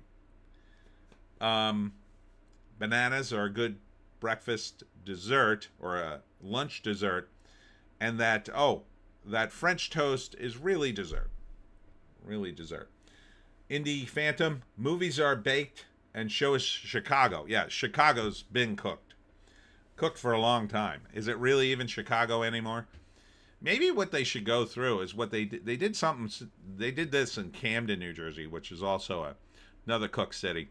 What they did is they went in and they tore down every abandoned house. And just tore it down right to the foundation. There's nothing left of blocks and blocks of houses that were previously gutted. They just tore them all down. And it helped because, well, it helped Camden because a lot of those homeless people or drug addicts, they had to go elsewhere. And they're kind of not all concentrated. Now they're all spread out around South Jersey. But yeah, maybe they ought to do that to Chicago. Just start going into bad neighborhoods that have all these abandoned houses and just bulldozing them. And Indie Phantom, good idea. And then maybe eventually it'll kind of spread. I mean, the problems won't go away, but it'll spread them out. Baltimore, that's definitely a place you could probably tear down a bunch of stuff. Definitely Detroit, after watching Barbarian, there's a big problem there. I would definitely tear down a bunch of those houses if those are, I don't know where they shot Barbarian. Maybe it was in Detroit. You know, you got one good house in the middle of a bunch of gutted houses. Tear them all down, so there's nothing left. Nothing left but trees, right? You tear them down, let the trees grow back. Who cares? And then at least you've got trees. You know, at least you got a forest. Just tear them out. What good are they doing rotting? You know, tear them all out, throw them out. Put all the material in a landfill somewhere. Indie Phantom, I got to see Barbarian. Well, you could see my review of it. I don't know if you'll like it. It's kind of one of those movies. I didn't like it. I wouldn't recommend it as a movie. Keep your expectations low. It has some interesting bits in it. It's just not... It's not great. It doesn't make a lot of sense to me. You know me, I'm more of a practical guy. It kind of jumps all over the place in time. It has a concept, but I don't really think it pulls it off. You know? Indie Phantom, I did like Weapons. I'm hearing great things. I'm excited for Weapons. I still do want to say it. It's the #1 movie in America after 4 weeks. After dropping to 2, it's come back to 1, which is crazy. Jaws was #2, and then a new movie, Caught Stealing, which should have been #1, but it's not. It's just not. So a 4-week-old movie, a 50-year-old movie, and then a new movie. At least it's a comedy. But the box office is effing cooked. And, but on the bright side, I'm going to the greatest restaurant in the history of restaurants here in South Jersey, which I highly recommend. I'm not being paid. It's called Chef Vola. It's in Atlantic City. I'm going to tell you all about it before I go. Indie Phantom, Jaws is so great. It really is. It scared the hell out of me. It really did. I think it kind of scarred me. But Chef Vola is located in Atlantic City, right on the border between Atlantic City and Ventnor. And it's in a house. And Chef Vola used to cook for the casinos back in the day. He was one of the early great chefs that apparently cooked in Atlantic City. And then he opened his own restaurant in his house. So he turned the house into a restaurant. And most of it is in the basement and on the porch there in the nice weather. We may be on the porch tonight dining. And it's out of this world. I went there once in the winter, and I thought, and we got caprese salad, which is sliced tomatoes and mozzarella and basil and olive oil. Highly recommend if you've never had it. And I thought, well, I like caprese salad, but the tomatoes will probably be crap because we're in the middle of winter. They were not crap. They were some of the best tomatoes I ever had. I don't know where the hell he found them, but that's a chef that picks out all his food, That's one of the things chefs do. They get up super early and they go to the markets and they hand pick all the food so it's top notch. Indie Phantom sounds fab. It's one of the best. I mean, I'm so psyched to go back again. It's going to cost me about $2, but it's going to be worth it. And then you eat and you're just so full after eating because the food's so amazing. You just can't stop eating it. And then the dessert guy comes around and you're like, oh, I don't know if I could eat dessert, but you have to have dessert because his mother, the chef's mother, makes ricotta pie. Now ricotta pie is it's kind of like a cheesecake made with ricotta cheese, and then there'll be like some fruit on it or some kind of other flavoring. So it's kind of like cheesecake but made with ricotta pie, made with ricotta. Now I'm not a cheesecake guy at all, but this is like an Italian grandmother making you the dessert. It's unbelievably fabulous. So last time I went there, I was so full. I was eating everything. And then it was like, do you want dessert? I'm like, oh, I don't know if I can eat the pie. But, I wanted some of it. So I ordered it to at least have a taste. And I ended up eating the whole pie. Not a whole pie, but my whole pie slice. Ah. It's all cash, by the way. You have to bring cash. And it's a place where, all the Sopranos ate and gangsters eat there, like the mob guys, like the real Italian mob guys, they'll eat there. They're all there. I don't know if they'll be there today, but who knows. But it's so I know I'm going on and on. I'm gushing about it. It's really hard to get a table there. You have to call. You have to know the number. And it's not the number on the site. If you call on the site, you probably won't get an answer. So you got to do some research and know a guy. So my dad is the guy who knows the owner. And Clint Miller's here. Hey, Clint. Ricotta pie. Indie Phantom, cash is cool. Use it whenever I can. I know. I'm at these events, and sometimes people go, do you take cash? And I go, of course I take cash. I was making a sale yesterday, and I was like, they were like, oh, you take Venmo, you take PayPal. I was like, yeah, you can give me cash too. And they were like, oh, you do take cash. Oh, okay. And I was just like, oh, all right. People are so out of cash, it's ridiculous now. I mean, out of using it. Once in a while, a lot of people just don't carry it with them, but yeah, you got to carry cash, I say. I mean, you understand why. I mean, some people don't, some of the hipsters, they don't remember the days where, yeah, you get robbed. I just know somebody who just got robbed in $1,900. They were carrying and left in their hotel room. I was like, oh, dude. Indie Phantom, cash is the easy way. Yeah. Yeah, but if you're carrying $1,900 worth of cash with you and you're on vacation, especially in another country or whatever, you got to keep that cash with you on your person at all times. And when you go to take a shower, you got to bring it into the bathroom and lock the bathroom door. I mean, you got to be careful when you're carrying cash. You got $1,900 of cash. That's a good chunk of change. Yeah, he got robbed in his hotel room. So it's a shame. I don't know if we'll ever get it back, but the hotel is like, well, there's nothing much we could do, sir. And it's like, yeah, it's a shame. Anywho, I gotta run. Thanks for tuning in today. I'm gonna go eat delicious food. I hope you have a good weekend too. Thanks for understanding that I got to do something early. What's coming up next week? Well, next week is September, and I'm going to doing like a 65 and older club in Haddonfield on the 4th. That's Thursday, so that should be interesting. That's members only, though. I may be doing the Unexpected Farm on Friday if it comes back. I have to call to make sure that's happening.